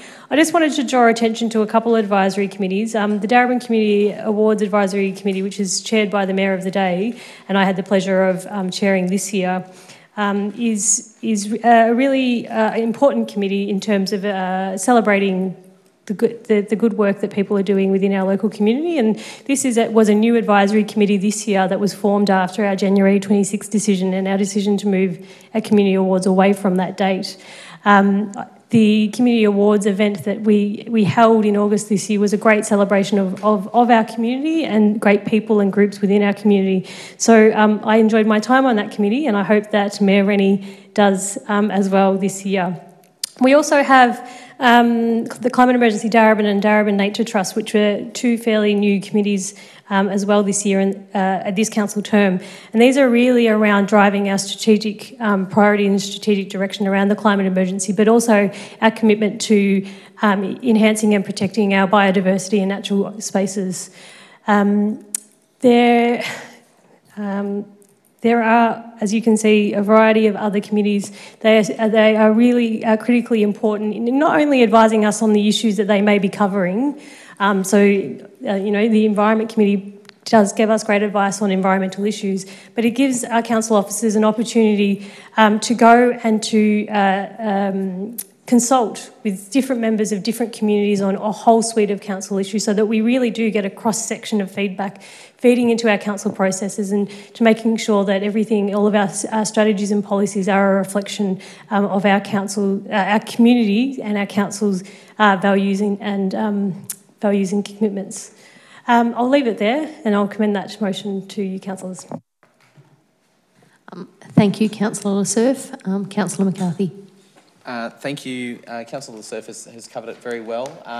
I'd note that there is a mix of councillors across a range of committees, and one of the things that's really important on this council is that we all play a role in relation to working with the various community advisory committees, of which, as you can see, are many. I think at one stage, we've reduced the numbers down. It was 29 community advisory committees that we had operating here in the City of Darebin, which is beyond the scope of what I think many of us can achieve in a working week. So we are always looking to see where, if there is a natural time frame, and some of these committees, of course, change their focus over time. And I'd note the enormous work that the Bicycle Advisory Committee undertook a number of years ago to develop our first cycling strategy, and continues to do important work looking and drilling down into the implementation. So while some of these committees are formed and their genesis is around getting something going, often the continuation is actually continuing that work and making sure it gets done as well.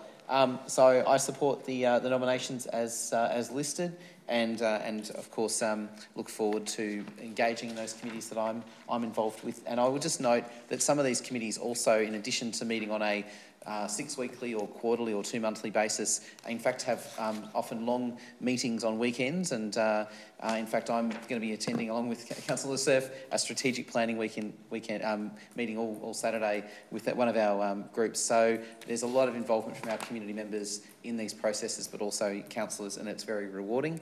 And I thank all the community members that are involved. Thank you, Councillor McCarthy. If I could, Councillor Surf, I note in the table it says suggest a motion to disband the Darebin Housing Advisory Committee. Could I just get clarification from you as a member of how that fits, whether we need some wording in the points or whether that's... Could I get some clarification from governance, or does it need to be a standalone dot point in the motion? Is that what you're asking? Yes. Yeah. Through you, Mayor, if you were wanting to achieve that outcome, you might add a new point 5, which is resolves to disband the Darebin Housing Advisory Committee and not appoint councillors.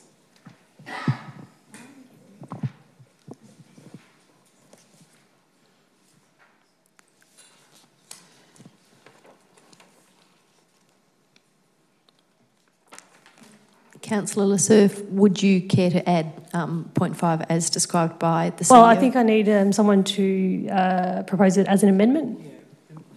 Okay. Thank you. Is there anyone who... Ask a question, just to get some understanding of why we're disbanding the Housing Committee, just to get some more clarification and background in regards to that. Thank you, Councillor Greco. My understanding is that committee has not been meeting for quite some time, but I will ask Ms Henderson or Ms Haynes to respond. Thank you. My understanding is that the members of that committee have actually asked to be involved in a different way and be brought together to look at specific issues rather than meeting regularly, as it's too difficult for them to keep that commitment. Thank you. With that explanation in mind, is there someone who would like to move that amendment? Councillor Amir, thank you. So Councillor Amir has moved an amendment which is to add point 5, resolves to disband the Darebin Housing Advisory Committee and not appoint any councillors. Councillor Surf, is that acceptable to you? That is acceptable. Is it point 4 or 5? Point 4 is on page below the table. Sorry, I'm just looking on the screen, that's all. Yeah, point 4 is that notes that the Darebin Youth Advisory Group is not being recommended for re-establishment. Mayor Rennie, just for members of the community who might be reading these, could we include disband the Darebin Advisory Committee as advised or on request of the committee, or have some context in there? Yes. As requested by the committee? Yes. I'm happy to accept that amendment. Thank you. And the seconder? Yes, particularly with that context included. Yep. Thank you, Councillor McCarthy. So that becomes part of the substantive motion. That is point 5, and point 4 is as noted in the report. Thank you. Are there further speakers for... Actually, I think we're over to the seconder. Trent spoken. Yes, Councillor McCarthy has spoken. Are there further speakers? No, there being none, I'll put that to the vote. All those in favour? That motion is carried. Thank you. That brings us to item 8.11 on the agenda, the Bundoora Homestead Board of Management new members. Is there a mover? Yeah, I'm happy to move that. Thank you, Councillor Greco. I'm happy to move that with the following names in relation to point 1. Okay. That the council endorses the following people: Angie Bedford, Peter Clancy, Giovanna de Abaco, Sue Thornton, as the new Bundoora Homestead Board of Management members for a period of 2 years, as per the Bundoora Homestead Board of Management Charter. Thank you, Councillor Greco. And a seconder for that motion, Councillor Messino. Councillor Greco. Thank you, Mayor. Look, this report is basically establishing or endorsing new members on the Bundoora Homestead Board. As has been noted here in the report, there's a request for 4 new community members to be part of the board. 5 previously resigned in terms of their duration on the board. We were fortunate to have 19 applicants in relation to the positions, to the available positions on the board, and I think that's a very healthy sign to where you get 19 interested people to actually take part in the board activity in regards to setting the strategic direction of the Bundoora Homestead Arts Centre. It's also important to note that the applicants and the field of applicants that we had, that there was quite a broad social diversity of the applicants, and also there was quite a diversity in relation to their skills. And this helped to actually fill some of the gaps that the board had in regards to some of the specialist areas that were needed in regards to the functioning of the board. I think in terms of the board's activities and just generally the activities of the Bundoora Homestead Arts Centre, as it's been noted, Darebin Council has kicked in some extra funds in relation to the Homestead's art program, and this was done as a result of its the submission of the previous board that made to council, and it's quite a very detailed submission, a very thorough submission in terms of taking the board and taking the Darebin Bundoora Homestead Arts Centre to another level in relation to the work that it does in regards to the artistic development of our city. And as a result of that, I think by rejuvenating the board, if you like, with new members, and also with the participation of one of our directors on that board, I think there's quite a mix there in terms of enabling the work to actually to go to be broader and deeper in relation to what the board does. And the final point I'd like to make is that I think we need to thank the 19 people that have applied and stepped forward in order to assist council in relation to promoting art activity in our city. Thank you, Councillor Greco. Councillor Messina. Thank you. I've been fortunate enough to open a few exhibitions here at the Bundoora Homestead, and she has such history behind her, and she's a hidden gem in our municipality, I think. I think that I've seen the evolution when we first began, and I remember doing the first tour when we went around in the bus, and I was blown away by the historical value that it actually does, how it does contribute to our municipality in terms of and also the cafe. The cafe's evolved and they have great scones there, let me tell you. So if you're looking for somewhere to go on a Saturday afternoon, please go down to the Bundoora Homestead. I think this is one of the board and management committees that I'd love to be involved in, but unfortunately I'm not a Latrobe ward councillor, but I'd love to be sitting on a meeting. And can I tell you that I went and did a course in Geelong just recently, and I went into the art gallery in Geelong while the Archibald Prize was being viewed there, and I came back to the Bundoora Homestead when I did an exhibition, and I said, how do we get the Archibald Prize to Darebin? So I'm going to put it out there. I'd love to see it in Darebin, so hopefully that is something that we can put down into the goals. Thank you. Thank you, Councillor Messina. Are there further speakers? I'll put that to the vote. All those in favour? That motion is carried. 8.12 on the agenda, proposed sale of discontinuance roads, rear Leamington Barton Streets, rear Massey Avenue, Lawley Street, rear Hughes Parade, Lerdman Court. I'll move that, Mayor. Councillor Greco, thank you, and seconded by Councillor Lesurf. Councillor Greco. Thank you, Mayor. Look, this is one of those usual items that we get before council in regards to proposed sale or discontinuance of roads.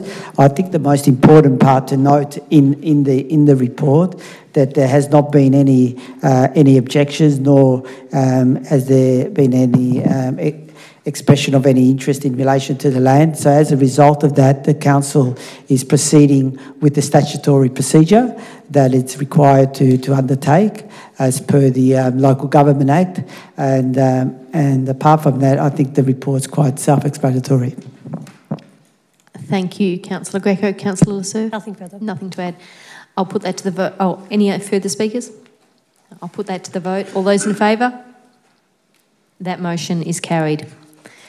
Item 8.13, road discontinuance rear of 31 Banff Street and 54 Hickford Street Reservoir.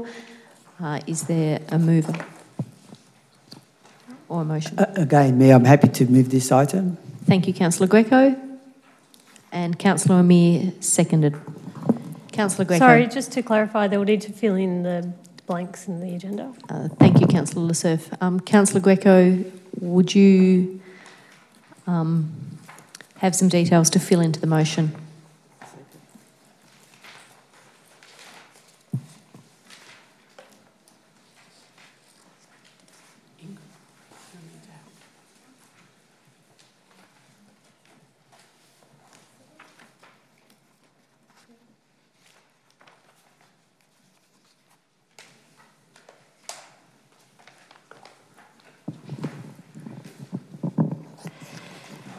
I move the motion with the following inclusions. That point 1 to read that directs the land to be sold by private treaty to the owner of 54 Hickford Street Reservoir, who submitted the higher purchase price in the council offer process for $25,850 inclusive of GST in accordance with council policy.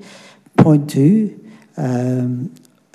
authorise the manager of governance and performance to finalise the sale of the land to the owner of 54 Hickford Street Reservoir. Point 3 to read as follows, that signs all documents relating to the sale of the land to the owner of 54 Hickford Street Reservoir. And point 4, advises the unsuccessful property owner of council's decision to sell the land to the owner of 54 Hickford Street Reservoir. Thank you, Councillor Greco. Thank you, Mayor. Look, again, as it's pretty self-explanatory as part of the motion that I've just read out, that there was a road discontinuance of 31 Banff Street and 54 Hickford Street in Reservoir as a result of the process that the council was required to go through. And the owners have purchased the property at the value that I've already expressed, and as a result of that, what this report does, and what particularly the motion that it authorises the council to proceed and finalise the sale of the land to that particular owner, and that all the various legal documents and requirements are fulfilled to ensure that the title passes over to those particular new owners. Thank you, Councillor Greco. Councillor Amir. Nothing to add. Are there any further speakers? I'll put that to the vote. All those in favour and against? That motion is carried.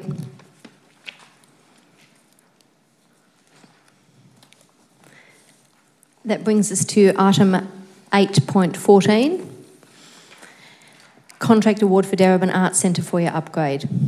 Councillor Messina has moved the... and Councillor Williams. Thank you. Councillor Messina. Sorry, okay. That Council awards a contract CT 2017-209 for the Darebin Arts and Entertainment foyer upgrade to Simbuilt Proprietary Limited for the contracted sum of $850,311 inclusive, GST inclusive, for the period of December 2018 to April 2019. Are we going to put that on the board? Yep, it'll come up. Yep, okay.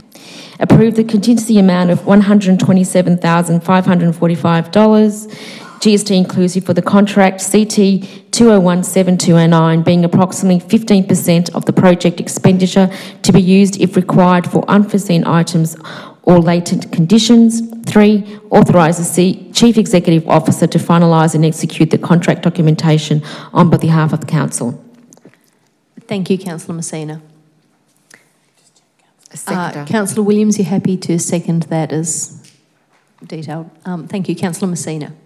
Okay, what we have in front of us is a contract to upgrade the foyer at the Darebin Arts and Entertainment Centre. I'd like to point out that the major issue concerning with this particular upgrade, why the upgrade had needed to be undertaken, was due to OH&S and unlevel floors, and what this is basically is to put in place to reduce our risk exposure to anybody having any injuries in terms of coming through. We have 80,000 to 100,000 visitors on a per annum basis that uses the Darebin Arts and Entertainment Centre for many facilities in terms of hiring, not only for social engagement but also for activities that we undertake at Council. I also want to note and point out an important point, and that is the legal and risk implications. A financial check was completed on the shortlisted contractors through Dun & Bradstreet Proprietary Limited. The financial checks verify that the financial capacity of the contractors to complete the works.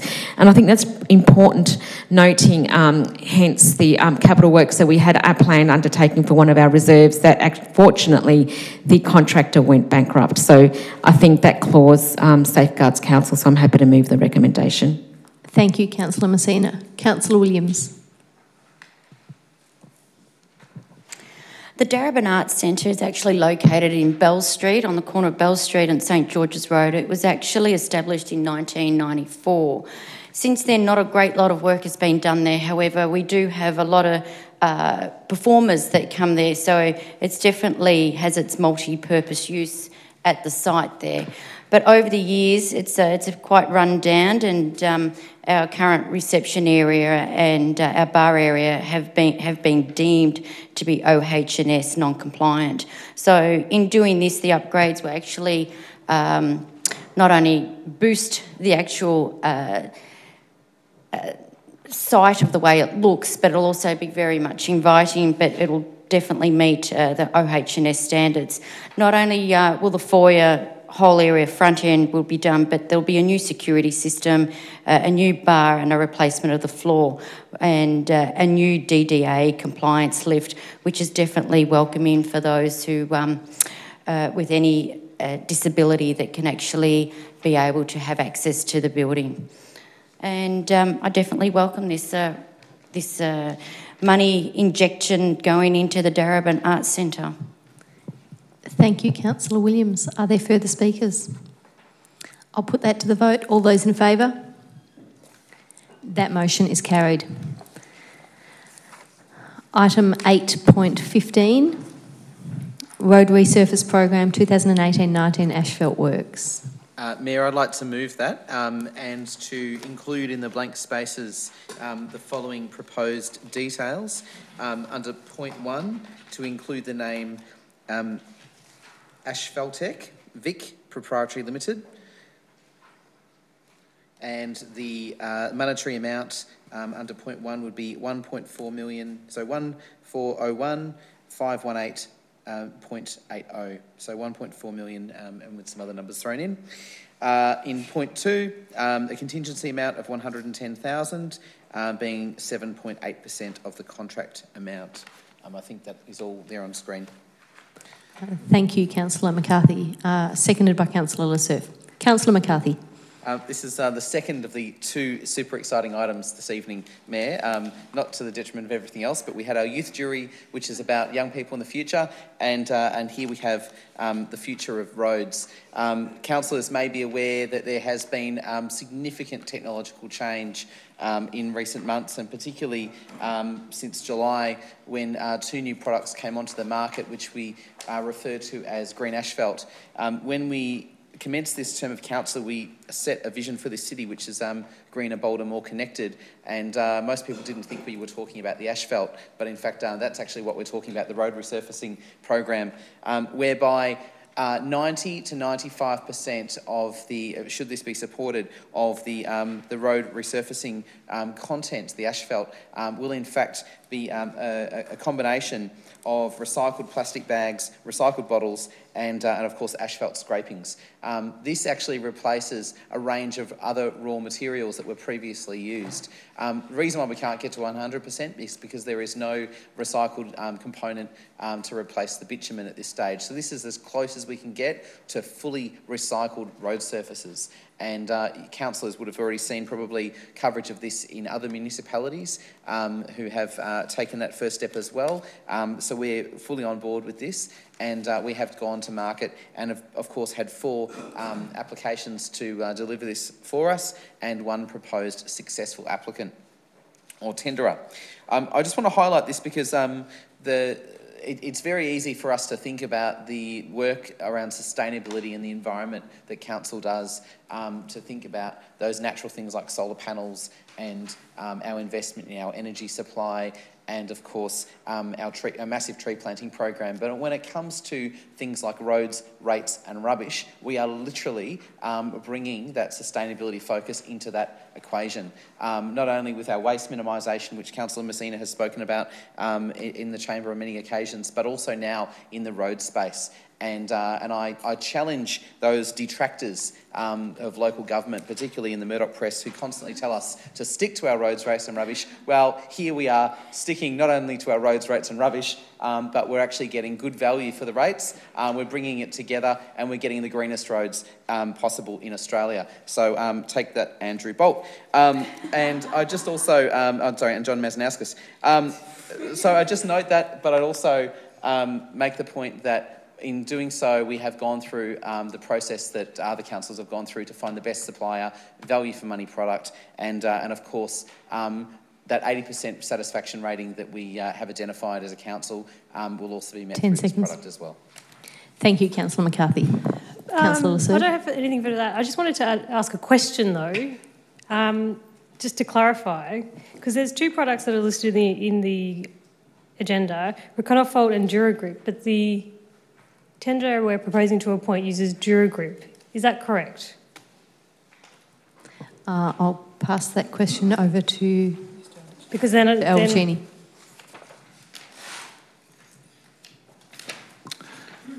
For you, Mayor Rennie. Yes, it is the Duragroup. That's right. Okay. So I guess wanted to clarify some of Councillor McCarthy's comments earlier, because Duragroup, which is the product that we're proposing to use, is actually made of rubber from old truck tyres, which is also obviously reusing a waste that would normally go to landfill, and does have all of the other things that Councillor McCarthy talked about in terms of being 90 to 95% made of recycled product. I won't go on for too much longer, but just to say and to reiterate some of the points that Councillor McCarthy made in terms of really this is what climate emergency looks like in action, embedding it into everything that we do. This is just one small part of, well, not one small part, one large part of the work that Council does each and every day for our communities in terms of resheeting roads. And if we're to really look at climate through an emergency lens, then we look at every decision that we make as a council and we change the way that we deliver it. And so by shifting to using this product, we're delivering on our commitment to our community for climate action and climate emergency action. Thanks. Thank you, Councillor Lasserve. Councillor Messina. Thank you. I just want to highlight what Councillor McCarthy and Councillor Lasserve has said. It's really difficult saying Councillor Lasserve now. And I had a 7:30 meeting this morning with a member of the Waste Management Resource Recovery Forum. And as a representative of SPAG, Strategies, Policies and Advisory Group to the forum, I said, how do we actually generate some changes at council level? Because I'm finding that in terms of the statewide, there are too many councils doing too many things, and we're not putting it together and getting some actual results on how we're moving forward. And this is an initiative, I believe, that was undertaken by the Hume City Council. So I think it's important that such studies and strategies are shared amongst councils. And how do we move forward? Because I still think Australia is very antiquated with our methods of resource recovery and recycling especially. So I just want to say what a great strategy to move forward. I'd like to see some of it implemented in some of our footpaths. I think I did put a project bid for that in the council budget, but just want to say, yay, we're moving forward, and that's why we're progressive. So thank you. Thank you, Councillor Messina. Any further speakers? Councillor Williams. Yo, this is what I'm talking about. This is what our community is always saying, that your Green Council, all they do is blah, blah, blah, blah. It's actually nice to see something huge like this, because they say you need to stick to your roads, rubbish and rates. We are now sticking to our roads. So having it actually recyclable, that we're actually not only doing the talk, but we're actually walking that path.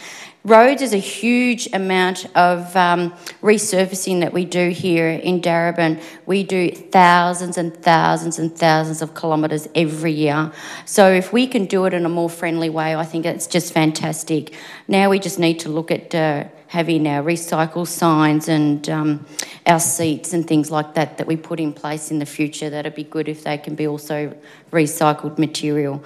So I just want to say a big thank you to the officers that have been working tirelessly to getting this through, because I'm sure there's a lot of work and a lot of being a new area, it's quite daunting that to dabble in areas that we're not familiar with and unsure, and we don't know how long and lasting some of these products are. So it's really great work, and I definitely look forward to in seeing this nice new road with these new recycled materials. So thank you.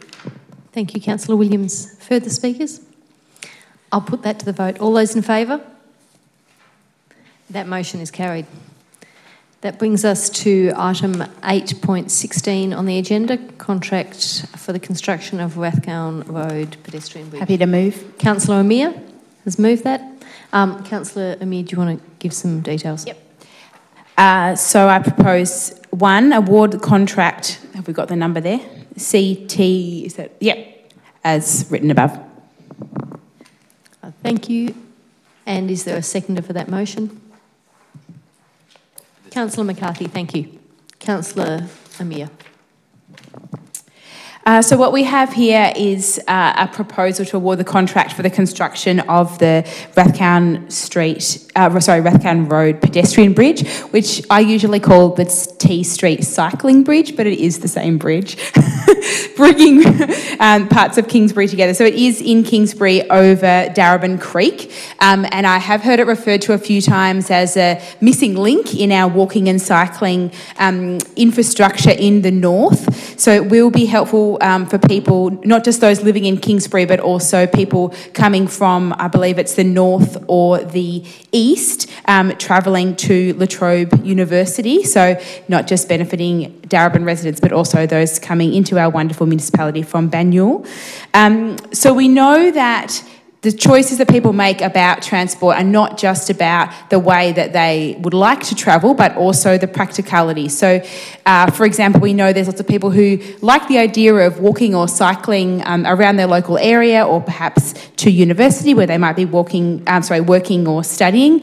But if it takes too long, if it's not safe enough, then people will choose other options that will be faster and safer. So by putting in this bridge, we're making it faster and safer for lots of people to travel around their local area and the university. It's removing one more barrier to walking and cycling, especially in Darebin's north, where we know there are particular challenges in that area.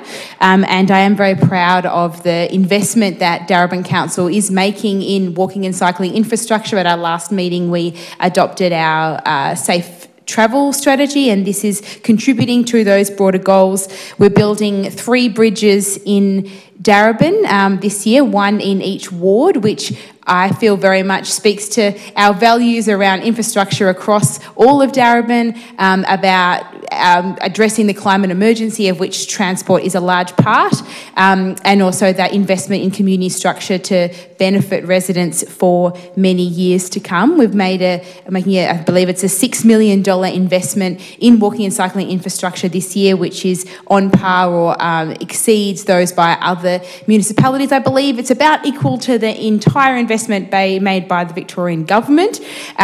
So I am very happy to see this moving forward. It's been something that residents in the area have been waiting for a while, and I look forward to walking and cycling over it in the years to come. Thank you, Councillor Amir. Councillor McCarthy. I have nothing to add other than my full support for this to go ahead. Thank you. Are there further speakers? Councillor Williams.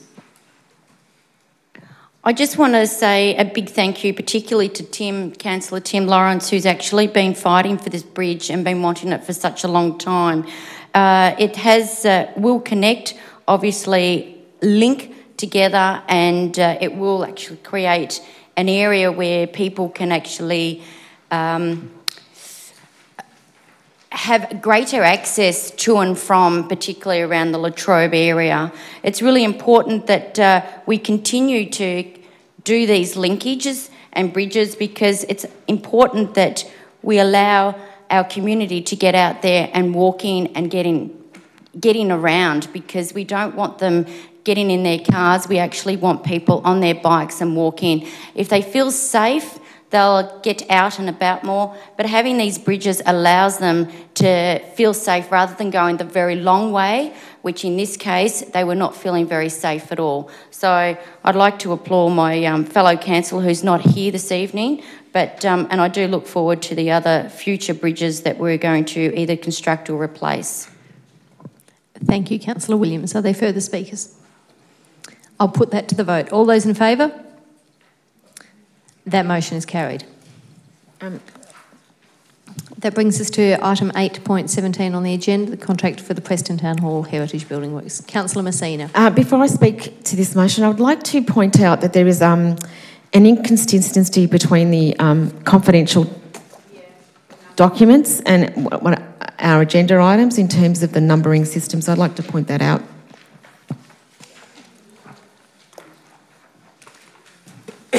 So I'd like to move motion 8.17. Thank you. Do you have some details to add to that motion? Okay. One moment. Okay. Item number 1, that council awards contract number 2018892 for the Preston Town Heritage Conservation Building Works to Confix Australia Proprietary Limited for this contract sum of $555,997.20 inclusive of GST. Number 2, approves contingency amount of $57,947.20 GST inclusive, being approximately 10% of the contract amount, to be used if required for variations and other unforeseen items as part of contract number 2018892. And item number 3, authorises the Chief Executive Officer to finalise and execute the contract documentation on behalf of Council. Thank you, Councillor Messina. Is there a seconder for that? Councillor Williams, thank you. Councillor Messina. When we think of Preston and we think of the iconic areas of Preston and where do you want to meet and what have you, if it's not the Preston Market, then it's Preston Town Hall. And we often talk about the heritage overlays, and we talk about what is in line with our, in terms of our, oh God, I've gone blank now, our landscape, in terms of our cultural landscape. And when you think of the Preston Town Hall, you think about the facade.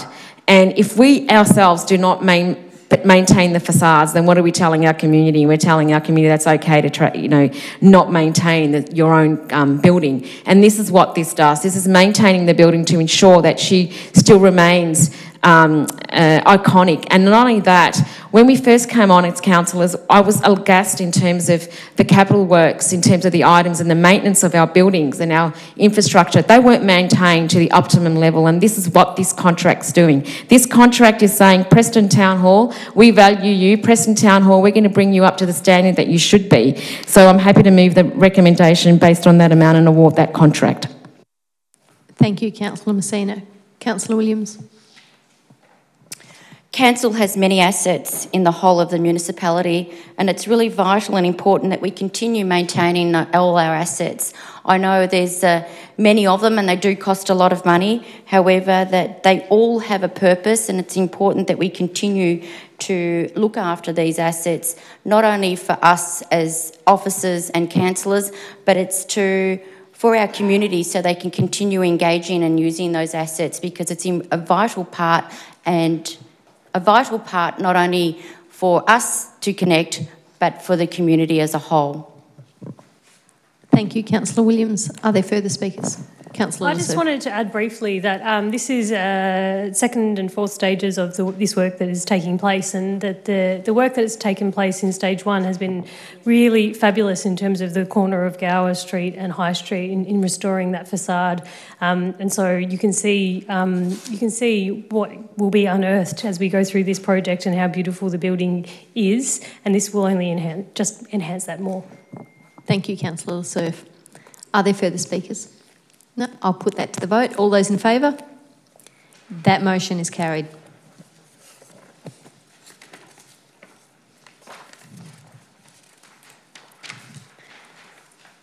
That brings us to item 9 on the agenda, consideration of responses to petitions, notices of motion and general business. There are none.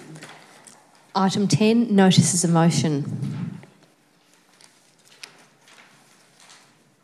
I submitted a motion, but as the chair, I cannot move it. Would someone be interested? Move that on your behalf.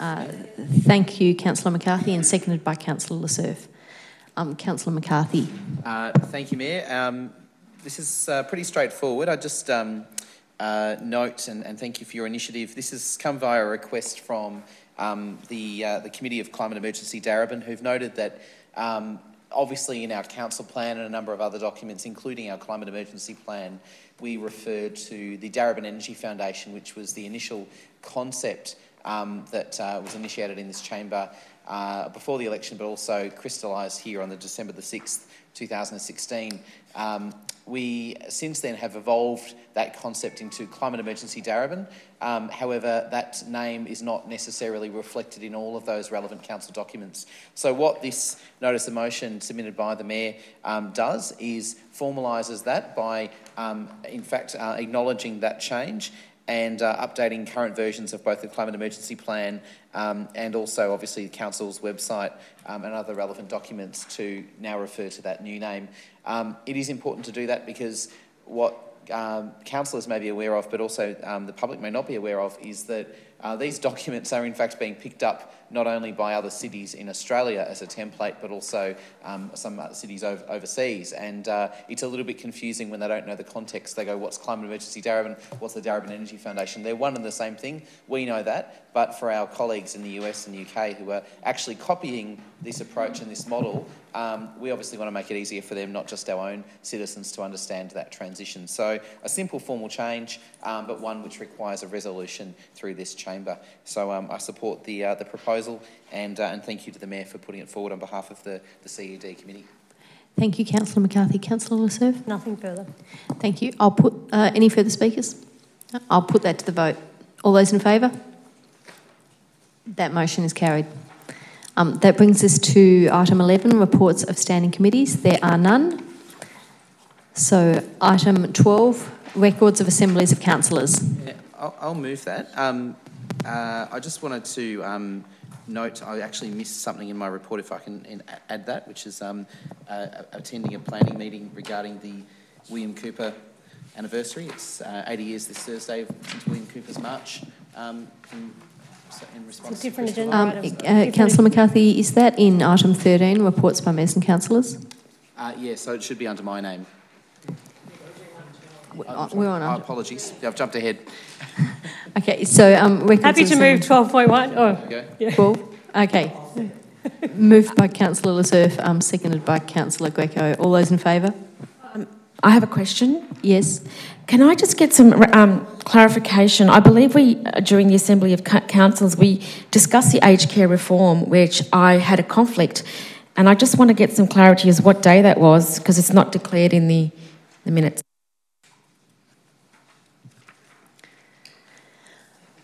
We'll take that on notice. Thank you, Councillor Messina. So I'll go back. That was moved by Councillor Lasserf and seconded by Councillor Greco.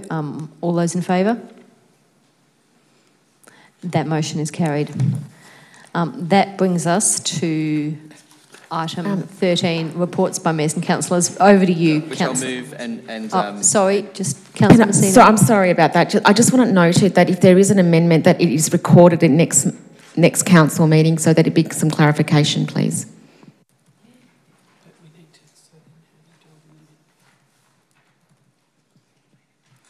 I'll just take that on notice. Councillor Messina, I believe we'll need to follow up on the date in question and the agenda in question and make sure that that is documented suitably. Okay. Item 13, Councillor McCarthy. I'd move that, Mayor, and with your indulgence, just include a note about William Cooper's, the 80th anniversary of William Cooper's march in resistance to Crystal Night, which is this Thursday. So obviously acknowledge that we are now in the seat of Cooper as well, so it's extra significance. Thank you, Councillor McCarthy. We'll see that that's added to your report. Councillor Lasserf, seconded by Councillor Lasserf. All those in favour? Yes. Okay. Councillor Greco, could I get you to turn on your microphone? We have a further amendment, if it's possible, because I failed to submit my report, and I just want to make it just three things I want to include in the report. One is that I attended a special council meeting that was recently held. Also, I attended, in part, the Interfaith Council meeting, which was held, and also that I was on leave of absence for a period of time between the last meeting and this meeting. So noted. Councillor Greco will ensure that those are documented. All those in favour? That motion is carried. That brings us to item 14, consideration of reports considered confidential. The Chief Executive Officer, pursuant to section 77(2)(c) of the Local Government Act, has designated the following items confidential. There is a contractual matter. I will therefore ask the members of the gallery... I'd like to move a motion to move in camera. Oh, thank you, Councillor Lasserf. Happy to second. Seconded by Councillor Messina. All those in favour? Thank you. I was a bit premature then. I would now...